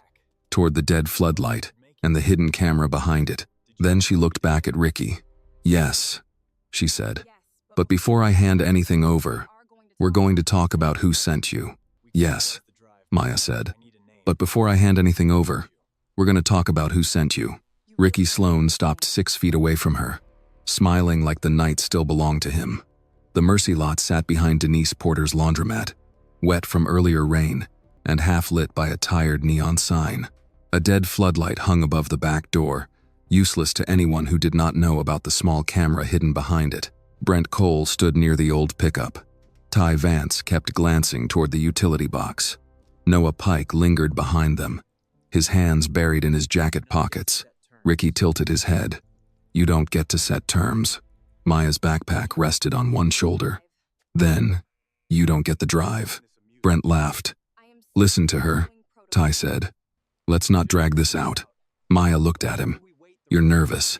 "I'm bored." "No. Bored men don't keep checking the camera angles." Ty's face tightened. Ricky stepped closer. "You came alone. That means you're smarter than I thought. I came with what you asked for. Then, hand it over." "Not until I know what happens next." Ricky's smile thinned. "You walk away. You stop asking questions. Your reporter friend stops posting. Your mother gets to enjoy her little house in peace." Maya's eyes stayed on him. That almost sounded like a threat. "It's advice. From Harlan?" Noah looked down. Maya saw it. Ricky said, "Don't say names you can't afford." Maya let the silence stretch. In the distance, traffic moved along the freeway. Somewhere near the front street, a dog barked once and went quiet. Behind the laundromat glass, Denise watched the monitor with both hands clenched around a paper cup of cold coffee. 2 blocks away, Detective Brooks waited with state units. Down the street, Malcolm's laptop was open, preserving every second. But in the lot, Maya looked alone. That was the point. She lowered her voice. "Who told you the drive mattered?" Ricky said nothing. "Who told you it had to disappear before the hearing?" Brent shifted his weight. "You ask too many questions. That's what guilty people always say." Ty snapped. "She can't prove the jammer was ours." Ricky turned his head. "Shut up." Maya almost smiled. Too late. The words landed hard. Ty realized what he had done and looked toward the dead floodlight. Maya followed his gaze. "You should have looked there first." Ricky's face changed. Not fear. Not yet. Anger stepping into fear's clothes. "You think a camera saves you," he said. "No," Maya replied. "The truth does. Cameras just help it speak clearly." Brent moved first. He lunged for her backpack, fast and clumsy, his hand reaching for the strap. Maya stepped off the line, turned her shoulder, and caught his wrist with one clean movement. She did not twist to punish him. She turned just enough to break his balance and sent him stumbling shoulder first against the old pickup. Ty came from her left. Maya dropped half a step, let him overcommit, and guided him past her. His feet slid on the wet asphalt, and he went down hard enough to shock him but not break him. Ricky cursed and rushed forward. Maya waited until the last moment. She ducked under his arm, caught the back of his jacket, and drove him into the metal cart return with a hollow crash. Ricky folded against it, gasping, his confidence scattering across the lot. "Noah Froza." Maya turned to him. He raised both hands. "I'm not touching you." "Smart choice." Brent groaned near the pickup. Ty sat on the asphalt, blinking. Ricky pushed himself up, humiliation burning through his face. Maya adjusted her backpack. Her breathing had barely changed. Ricky stared at her. "Who are you?" Maya did not answer that. Some truths were not for men like him. She only said, "Someone who gave you a chance to talk." Noah's voice shook. "Ricky, this is wrong." Ricky snapped. "You don't say another word." But Noah was already looking at Maya like a man watching a door open. "I was told to stand there," Noah said. "That's all. Stand there. Scare her. Take the drive. And leave." Ricky turned on him. "Noah." Noah swallowed. Harlan wanted it gone before the hearing. The night seemed to hold its breath. Maya looked toward the hidden camera. Then she looked back at Ricky. "Thank you." Ricky's eyes went wide. "You set us up." "No," Maya said. "You showed up."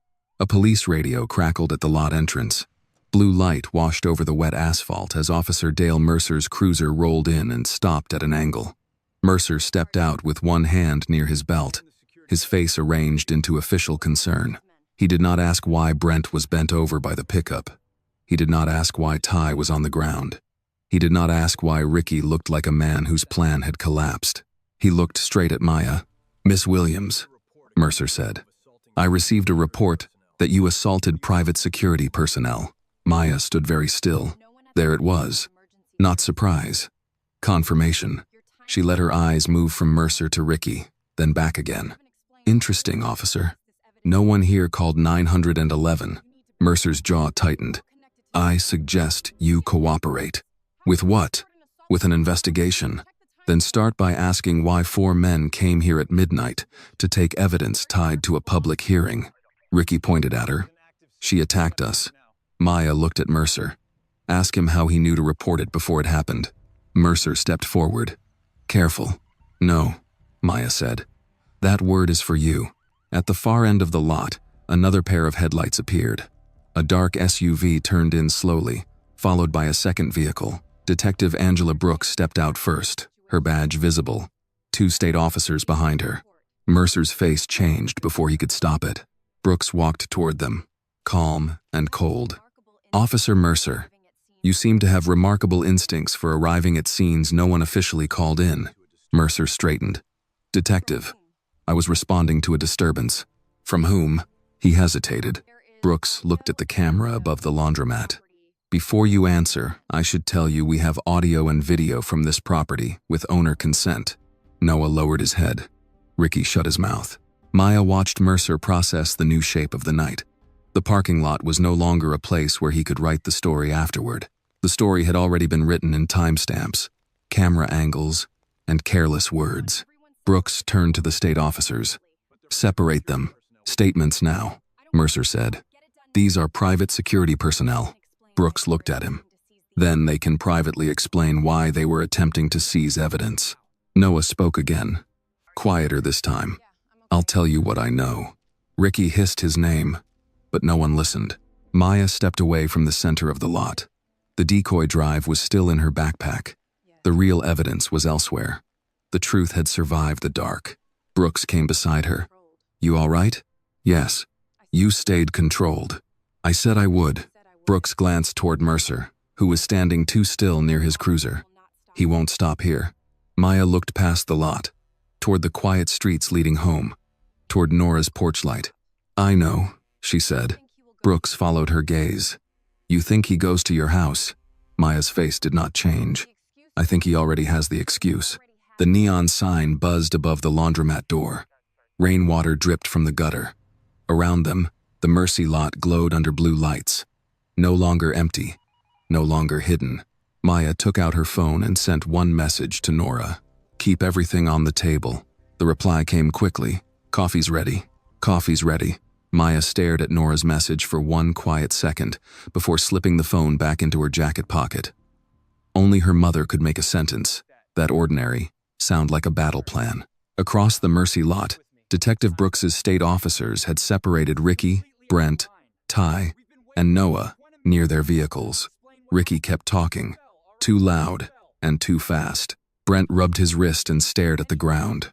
Ty avoided looking at the broken floodlight, as if refusing to see the camera might undo what it had recorded. Noah sat on the curb with his hands open between his knees, speaking softly to one of the officers. Officer Dale Mercer stood near his cruiser, stiff as a man waiting for the room to change back in his favor. It did not. Brooks walked over to him with a small recorder in one hand. "Officer, Mercer, who called you here?" Mercer looked past her toward Maya. "I was in the area. That isn't what I asked. I received information about a disturbance. From dispatch?" His silence lasted half a beat too long. Brooks nodded once. "Not from dispatch." Mercer's voice hardened. "Detective, I don't answer to you. Tonight, you answer to the facts. And the facts say, you arrived at a scene no citizen reported, repeated a claim that matched the story of men attempting to take evidence, and ignored the only person who appeared to be targeted." Maya watched from beside Denise, who had finally stepped outside with her arms crossed tight over her chest. Denise murmured, "He looks like a man who found out the pulpit had a microphone." Maya almost smiled. "That's one way to put it." Brooks turned slightly toward one of her officers. "Get his arrival time, cruiser GPS, and radio log. Preserve body cam, if it was active." Mercer's jaw moved. "You are overstepping." "No," Brooks said. "I'm documenting." That word landed hard. Documenting. It had been the one thing Harlan and Mercer could not smile away. Mercer looked at Maya again. "You planned this." Maya stepped forward. "I preserved evidence on private property with the owner's consent. You arrived without a call and repeated a false report before speaking to a single witness. Which one of us planned something wrong?" The wet parking lot went quiet. Mercer's eyes narrowed. "You should be more worried about what happens next." Brooks's voice cut in. "Officer." He looked at her. That sounded like a warning. Mercer pulled his expression back into something official. "It was advice," Maya said. "That's what you call it every time." For a moment, the only sound was the buzz of the laundromat sign and the soft hiss of tires on the main road beyond the storefronts. Brooks stepped closer to Mercer. "You're done here. Go home. Do not contact Miss Williams, Mrs. Williams, or anyone connected to this evidence without proper authorization." Mercer gave a thin smile. "Proper authorization. Of course." Maya heard the phrase exactly as he meant it. Not surrender. A promise to dress the next move in paperwork. Brooks heard it too. Mercer got into his cruiser. But before he closed the door, he looked once more at Maya. No anger now. Calculation. The kind of look men wore when they were deciding how to make a bad act appear official. Then he drove away. Denise let out a breath. "I don't like that look." "Neither do I," Maya said. Brooks came to her side. "We have Noah's preliminary statement. He says Harlan's security coordinator told them to get the drive before the hearing. He's willing to give names if we protect him from the company. Can you?" "We can try." Brooks studied Maya's face. "What did you mean when you said Mercer has the excuse?" "Harlan filed a complaint claiming I have stolen proprietary data at a residential address. Your house. My mother's house." Brooks cursed under her breath. "Administrative check." Maya nodded. "That's what I would call it, if I wanted to search without saying search." Brooks pulled out her phone. "I'll notify the duty supervisor that no local action should be taken without state awareness." Maya looked toward the road Mercer had taken. "That might slow him down." "You don't think it will stop him?" "No." Brooks studied her again, the same way she had in the basement. "You're very certain about how men like this behave."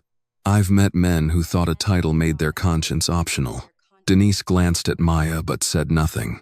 Brooks said, "Go home. Keep your phone on. If Mercer comes, do not block the door physically. Do not escalate. Ask for a warrant. Ask who authorized the action. Keep him talking." Maya's voice was quiet. That was already the plan. Brooks looked at her for a long second. Of course it was. Malcolm arrived from the side street with his laptop bag under one arm. "The backup is clean. Audio saved. Video saved. Off-site copy uploaded." Brooks pointed at him. "Do not post the Mercy Lot footage yet." Malcolm raised both hands. "I enjoy not being sued before breakfast." Maya looked at him. "But be ready." His humor faded. Always. 20 minutes later, Maya drove home through streets glazed with rain. Blackwood Lane was mostly dark now, but porch lights still glowed. Not all of them. Enough. People were awake behind curtains, awake with worry, awake with that old American habit of pretending not to watch while watching everything. Nora opened the door before Maya reached the porch. She wore the same blue cardigan and had a kitchen towel over one shoulder. The smell of coffee drifted into the night air. Maya stepped inside. "You should lock the door after opening it." Nora closed it behind her. "And you should stop telling women who raised you how to survive." Maya let out a small breath that was almost a laugh. On the kitchen table, everything was exactly where they had planned. The black device shaped like a hard drive. Maya's laptop, the backup router from Malcolm, a stack of harmless folders, and Nora's old courthouse notepad. The room looked ordinary if a person did not understand preparation. Nora handed Maya coffee. "How bad?" Noah talked. Mercer showed himself. Brooks told him to stay away. Nora sipped from her mug. So he'll come. Yes. Tonight? Maybe morning. Men like him prefer daylight when they're pretending to be official. Nora sat down. Good. I look better in daylight. Maya looked at her mother, tired and amazed. You're making jokes. I am keeping my hands from shaking. That stopped Maya. Nora placed the mug down carefully. I am not fearless, Maya. I am choosing not to be useful to their fear. Maya sat across from her. For a moment, the Delta training, the files, the cameras, the legal strategy all fell away, leaving only a daughter and her mother at a small kitchen table. I can still move you somewhere else. No. Mom, no. Nora's voice stayed gentle. If they come into this house, they will meet the truth, sitting upright. Maya looked toward the black device. The trigger is ready. Malcolm? Ready. Brooks? On alert. Nora nodded. Then we wait. Outside, a car rolled slowly past the house, tires whispering over wet pavement. Its brake lights glowed at the corner for a moment, then disappeared. Maya and Nora both listened until the sound faded. Nora reached for her courthouse notepad and uncapped a pen. If a man wants to abuse authority in my living room, she said, I intend to spell his name correctly. Maya looked at her mother and finally smiled. The clock on the stove changed to 2:17 a.m. Blackwood Lane slept in pieces. Porch lights burned. Cameras recorded. Files waited in places Harlan did not know existed. And in Nora Williams's kitchen, beneath the soft yellow light, the truth sat on the table pretending to be a hard drive. At 7:42 the next morning, a police cruiser stopped in front of Nora Williams's house. Maya saw it from the kitchen window before the engine shut off. She did not move at first. She simply watched Officer Dale Mercer step out, smooth his uniform, and glance up and down the quiet street, as if measuring how many witnesses the morning might provide. 2 officers got out of a second cruiser. Behind them, a black SUV pulled to the curb. 2 men in dark coats stepped from it, both carrying slim folders. They were not police. Maya recognized one from Harlan's City Hall meeting. Nora stood at the stove, pouring coffee. That him? Yes. Does he look official? He's trying very hard. Nora set the pot down, then let him knock. The knock came 3 seconds later. Maya checked her phone. Malcolm's private feed was armed. The backup router was active. Brooks had been alerted the moment Mercer's cruiser turned onto the block. The black device sat in plain view on the kitchen table, looking harmless, patient, almost bored. Nora walked to the door. Maya followed, but stayed half a step behind her mother. This was Nora's house. That mattered. Nora opened the door. Officer Mercer. Mercer gave her a thin smile. Mrs. Williams. Good morning. We're here for an unscheduled administrative check regarding unauthorized data storage and potential possession of proprietary commercial material. Nora looked past him at the men in dark coats. Those 2 wearing badges I can't see? One of the men shifted. Mercer said, They're representatives connected to the complaint. Maya stepped into view. Representatives of Victor Harlan. Mercer's eyes moved to her. Miss Williams, this will go easier if you cooperate. Do you have a warrant? This is not a search. It is an administrative check. Nora tilted her head. That is a very expensive way to say no. One of the local officers looked down, hiding a reaction. Mercer's smile hardened. Mrs. Williams, refusing cooperation may complicate matters. Nora opened the door wider. Then come in and complicate them where everyone can see. Mercer hesitated for half a second. Not enough for most people to notice. Maya noticed. They entered. The house smelled of coffee, toast, and lemon cleaner. Morning sunlight fell across the small living room, touching framed family photos, Nora's bookshelf, and the plain wooden table where the black device waited. Nothing about the room looked like a crime scene. That was what made Mercer's presence feel uglier. He glanced around. Where is the device? Maya folded her arms. Which device? The hard drive containing unlawfully obtained commercial data. You'll need to be specific. I work with storage devices. One of Harlan's men stepped forward. Miss Williams, you know exactly what we're here for. Nora looked at him. And who are you in my house? The man stiffened. Legal compliance liaison. Nora nodded. That means no badge. Mercer cut in. Mrs. Williams, your daughter's actions may expose this household to liability. I would hate for your home to become part of a criminal matter. The room went quiet. Maya's eyes sharpened, but Nora spoke first. I worked courthouse records for 17 years, Nora said. I know the difference between law and intimidation. Mercer's face tightened. No one is intimidating you. You brought 2 police officers and 2 private men to my door before breakfast to take something you don't have a warrant for. Around here, we call things by their proper name. Maya watched one of the local officers glance toward the door. He did not like this. Good. Discomfort could become testimony later. Mercer moved into the living room. Check the table, the desk, and the shelf. Maya said, Who are you instructing? Mercer paused. She continued, Because if you are ordering private employees to search my mother's home, say that clearly. The man from Harlan stopped reaching toward the bookshelf. Mercer turned. No one is searching. We are identifying relevant material. Nora gave a short laugh. Baby, write that down. That one's special. Maya almost smiled, but kept her phone loose in her hand. Mercer stepped toward the kitchen table. His eyes landed on the black device. The change in his face was small, but greedy. There, he said. Maya looked at the device. There what? That's the drive. If you know that, why ask? Mercer ignored the question and reached for it. Maya let him. His fingers closed around the device. One of Harlan's men exhaled as if a storm had passed. Mercer lifted it slightly, triumph finally breaking through his official mask. You should have done this the easy way, he said. Maya tapped her phone. A tiny green light appeared on the device in Mercer's hand.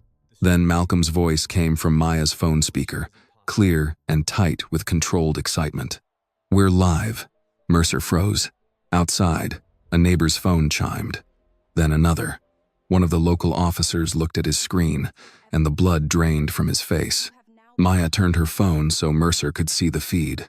The title read, Officer Mercer's Administrative Check at Nora Williams's Home Live. The viewer count climbed so fast it looked unreal. 3,000, 200, 8,000, 900, 17,000, then 42,000, and rising.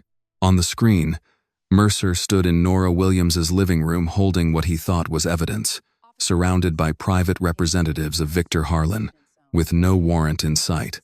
Maya's voice was soft. Too dark to see me, Officer Mercer? No one moved.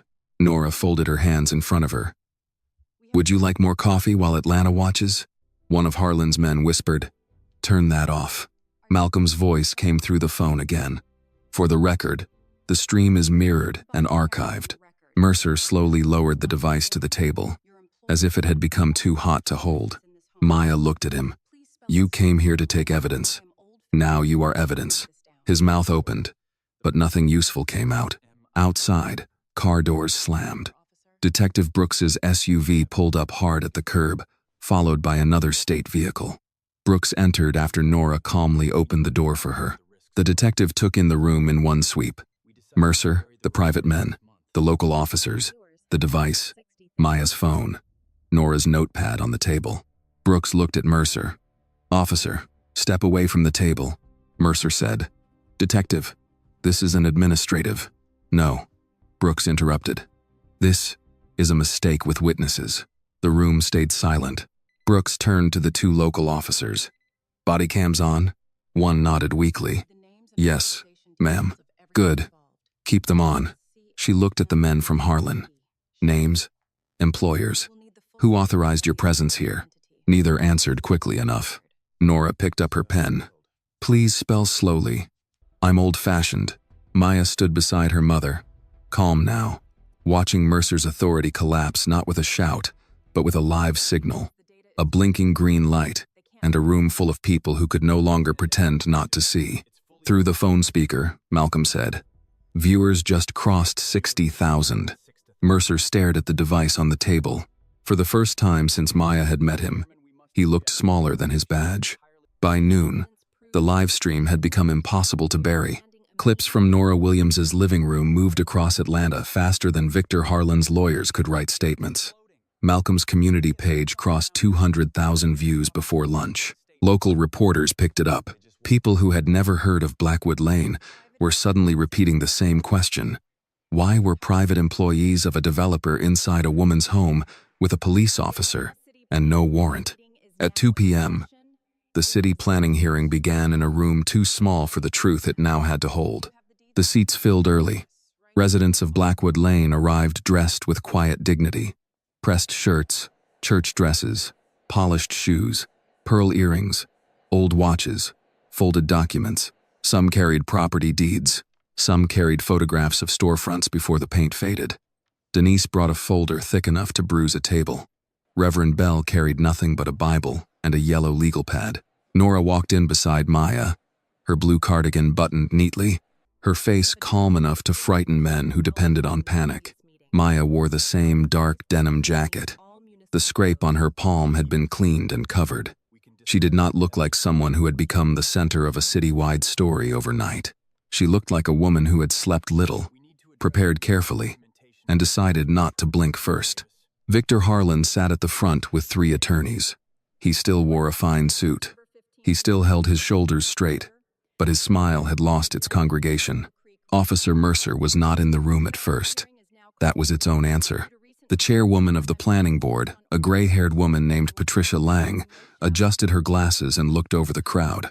This hearing concerns the proposed redevelopment project known as The Haven at Blackwood. Given recent public concern, we will proceed in an orderly fashion. There will be no shouting. Denise murmured. Shouting would be too kind. Nora touched her arm. Let them hear us clearly. Detective Brooks was called first. She stood with a slim folder and spoke in the calm tone of someone who did not need drama, because she had facts. My office has opened an inquiry into possible coordinated pressure against residents and business owners of Blackwood Lane. The materials under review include security footage, access logs, inspection notices, witness statements, and video recorded this morning at the residence of Mrs. Nora Williams. One of Harlan's attorneys rose. Madam Chair, these allegations are outside the scope of a planning hearing. Brooks looked at him. The integrity of consent is directly related to the planning process. If residents were pressured into selling or withdrawing objections, the board should know. Patricia Lang nodded. Proceed. Brooks presented the timeline. Camera outages, lighting failures, Harlan letters, inspection notices, police department terminal access, Harlan urban security vehicles near interference points, Noah Pike's statement from the Mercy lot, the recording of Ricky Sloan demanding the drive, Mercer's arrival without dispatch, the so-called administrative check at Nora's house. Each piece alone could have been explained away. Together, they became a map. Maya watched Harlan as the room watched the evidence. He did not crumble. Men like him rarely did in public. They tightened. They adjusted. They calculated what could still be saved. Then Brooks played the living room clip. Mercer's voice filled the hearing room.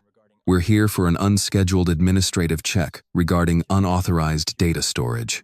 Then Nora's voice followed. That is a very expensive way to say no. A ripple moved through the room. Not laughter exactly. Recognition. The clip continued. Mercer threatening liability. Harlan's representative standing behind him, the device lighting up in his hand. Maya saying, "You came here to take evidence. Now, you are evidence." This time, the room did react. A low murmur rose, older voices mixing with younger ones, disbelief turning into anger that finally had somewhere to stand. Patricia Lang struck the gavel once. Order. Harlan's lead attorney stood. My client did not authorize any unlawful entry into anyone's home. Maya leaned toward Malcolm. Listen. Harlan stood before his attorney could stop him. The representatives present were there to observe recovery of proprietary material believed to be unlawfully held. Nora whispered, "There it is." Patricia Lang looked at him. "Mr. Harlan, are you saying your office coordinated with Officer Mercer?" His attorney gripped his sleeve. Mr. Harlan should not answer that. The silence answered for him. Denise was called next. She stood with her folder and spoke without trembling. "I have run Porter's Laundry for 16 years. I know every machine in that building by sound. I know when a dryer is about to quit, and when a customer is pretending they forgot quarters. What I don't know is why refusing Mr. Harlan's offer made my business suddenly interesting to inspectors. Mr. Holloway spoke after her. Mrs. Gaines followed. Reverend Bell spoke of funerals, weddings, food drives, Sunday school rooms, and people who built value before developers learned to price it. Then Nora stood. Maya looked at her mother, and for 1 second, the room blurred. Nora did not carry a dramatic speech. She carried a single sheet of paper. My mother bought her first house when banks still acted like fairness was charity, Nora said. She kept every receipt because she knew paper remembers when people lie. I taught my daughter the same thing. A home is not just property. It is the place where a family learns what dignity sounds like. The room went silent. Nora looked at the board. If people choose to sell, let it be choice, not fear dressed as paperwork. Maya was called last. She stood and walked to the microphone.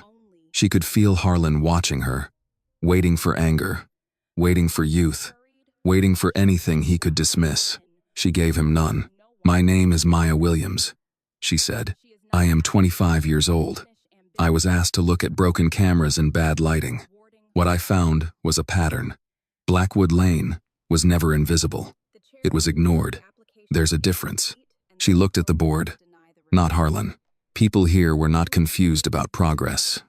They were being hurried, pressured, and watched by men who thought no one was watching them back. Harlan's attorney started to rise, then thought better of it. Maya continued, I am not asking this board to punish ambition. I'm asking you not to reward coercion. She stepped back. Patricia Lang removed her glasses and rubbed the bridge of her nose. When she spoke, her voice was firm. Pending state review. This board is suspending consideration of the Haven at Blackwood indefinitely. All related acquisition claims and resident consent statements will be reviewed. This board will also request an independent audit of departmental communications connected to this project. For a moment, no one moved. Then, Denise covered her mouth. Mr. Holloway bowed his head. Reverend Bell closed his eyes. Nora reached for Maya's hand under the table and held it. Harlan stood slowly, his face pale under the courtroom lights. Reporters surged toward him, but his attorneys formed a wall. Malcolm leaned over to Maya. You realize he's going to hate that this wasn't your loudest day. Maya watched Harlan leave through the side door. Good. Outside the hearing room, reporters called questions. Cameras flashed. Residents of Blackwood Lane gathered in the hallway. Not cheering, not celebrating like a movie ending. Older people knew better. A project could be suspended and still not be dead. A man could be exposed and still hire lawyers. But something had changed. People stood taller. Denise hugged Nora. Reverend Bell shook Malcolm's hand. Mrs. Gaines cried quietly into a tissue, not from victory alone, but from the exhaustion of having been believed.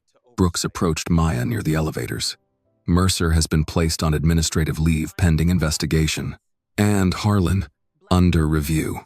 Financial records are next. Maya nodded. Brooks studied her. You did good work.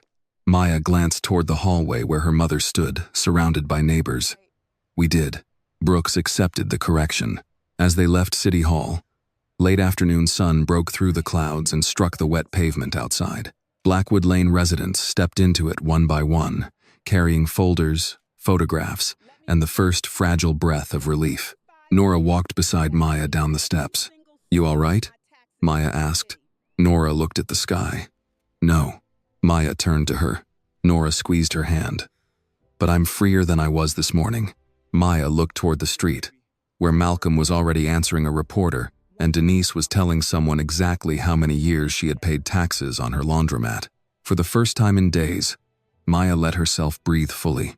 The truth had not fixed everything, but it had entered the record. And in America, for people who had been ignored too long, that was sometimes the first door justice knew how to open. 1 week later, Mercy Lot looked smaller in daylight, without police lights, without rain, without Ricky Sloan's voice echoing across the asphalt. It was just the parking lot behind Denise Porter's laundromat. 3 faded parking lines, 1 old pickup, A cart returned with a new dent nobody had bothered to explain. A strip of brick wall where years of heat had peeled the paint thin. But that morning, people came anyway. They did not come with banners or bullhorns. Blackwood Lane was not that kind of place. They came with coffee, folding chairs, toolboxes, old photographs, and the kind of quiet pride that did not need a microphone to be understood. A city crew had arrived just after 8 to replace the dead floodlight. Denise stood outside with both hands on her hips, supervising as if the workers were repairing her own front porch. "You sure that one's bright enough?" she called. The electrician, a man in his 50s with gray in his beard, looked down from the ladder. "Ma'am, this light could guide aircraft." "Good," Denise said. "Aim it at the truth." Mr. Holloway laughed from beside the repair shop truck. Reverend Bell smiled, but tried to hide it behind his coffee cup. Malcolm Price stood near the fence with his phone in his pocket for once, not recording. When Maya noticed, she raised an eyebrow. He shrugged. "Some things can wait before becoming content."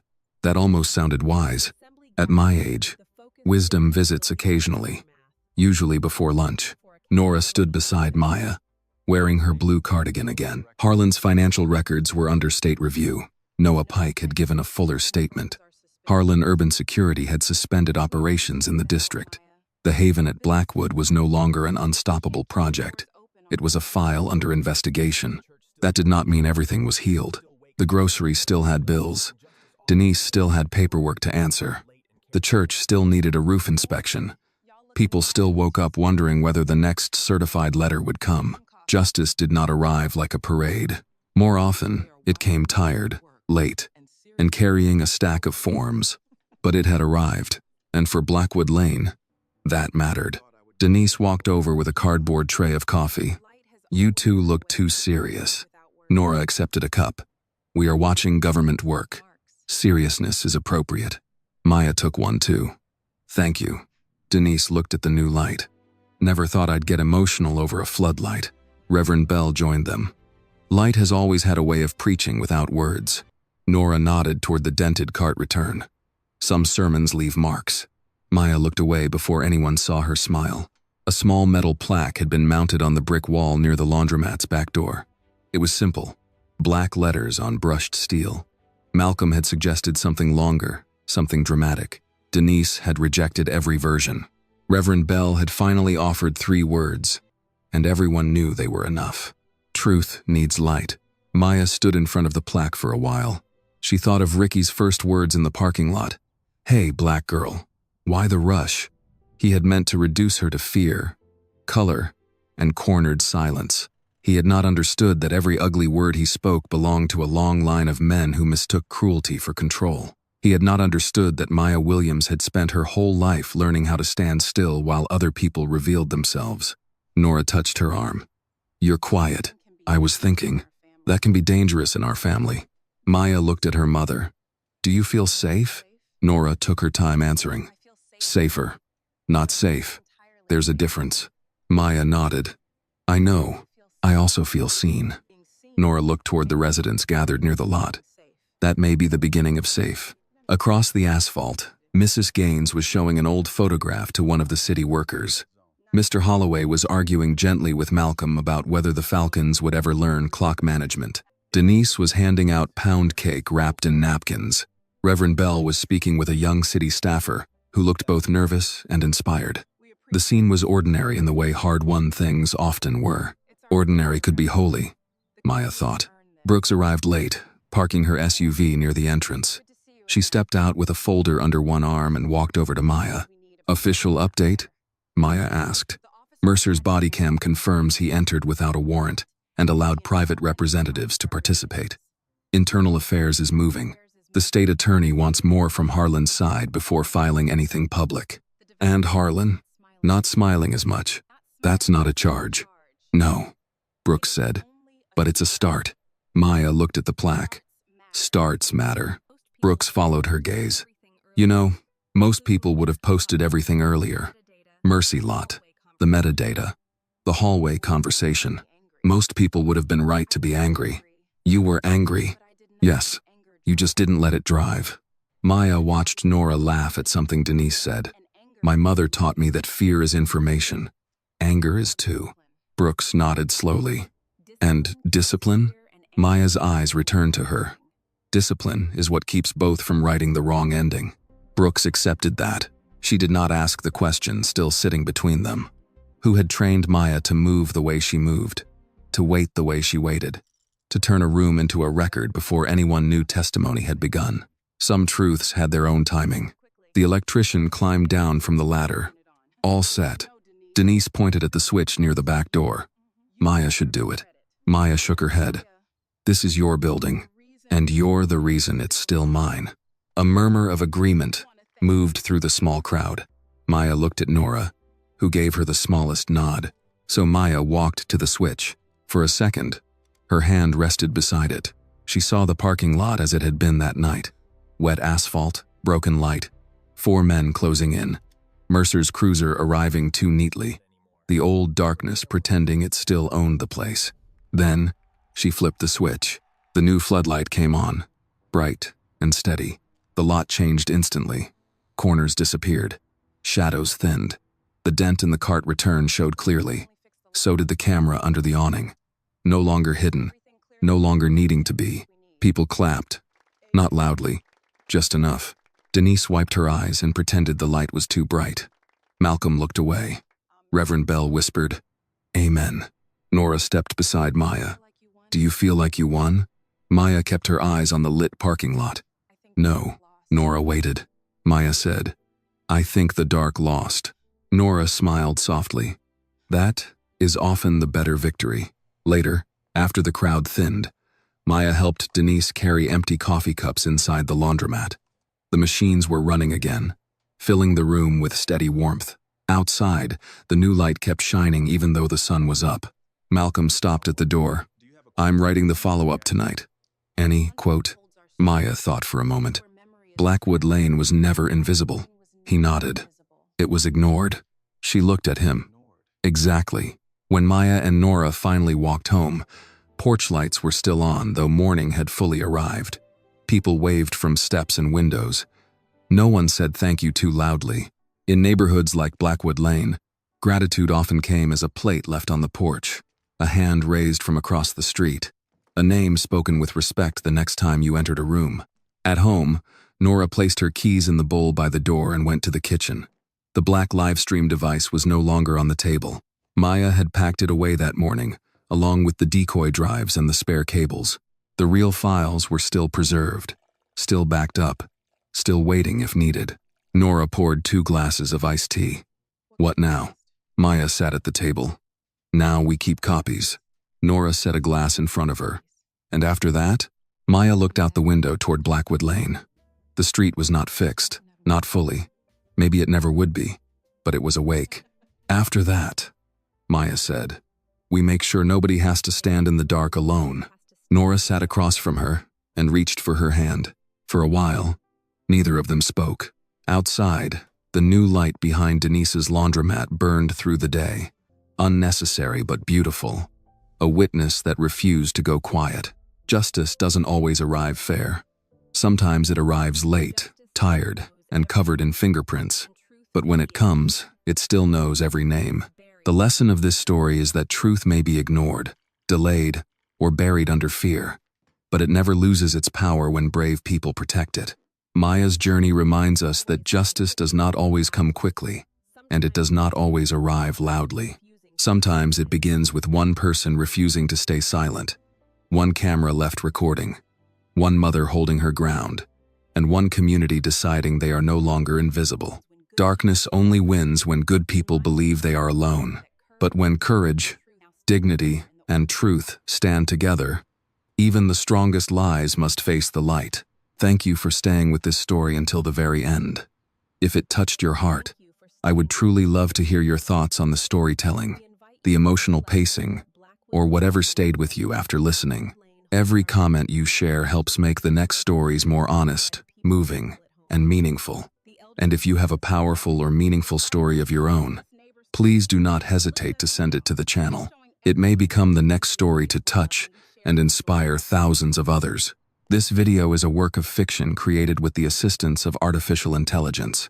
All characters, events, and situations are not real and do not represent any actual people or true stories. The content is intended for storytelling and emotional illustration only.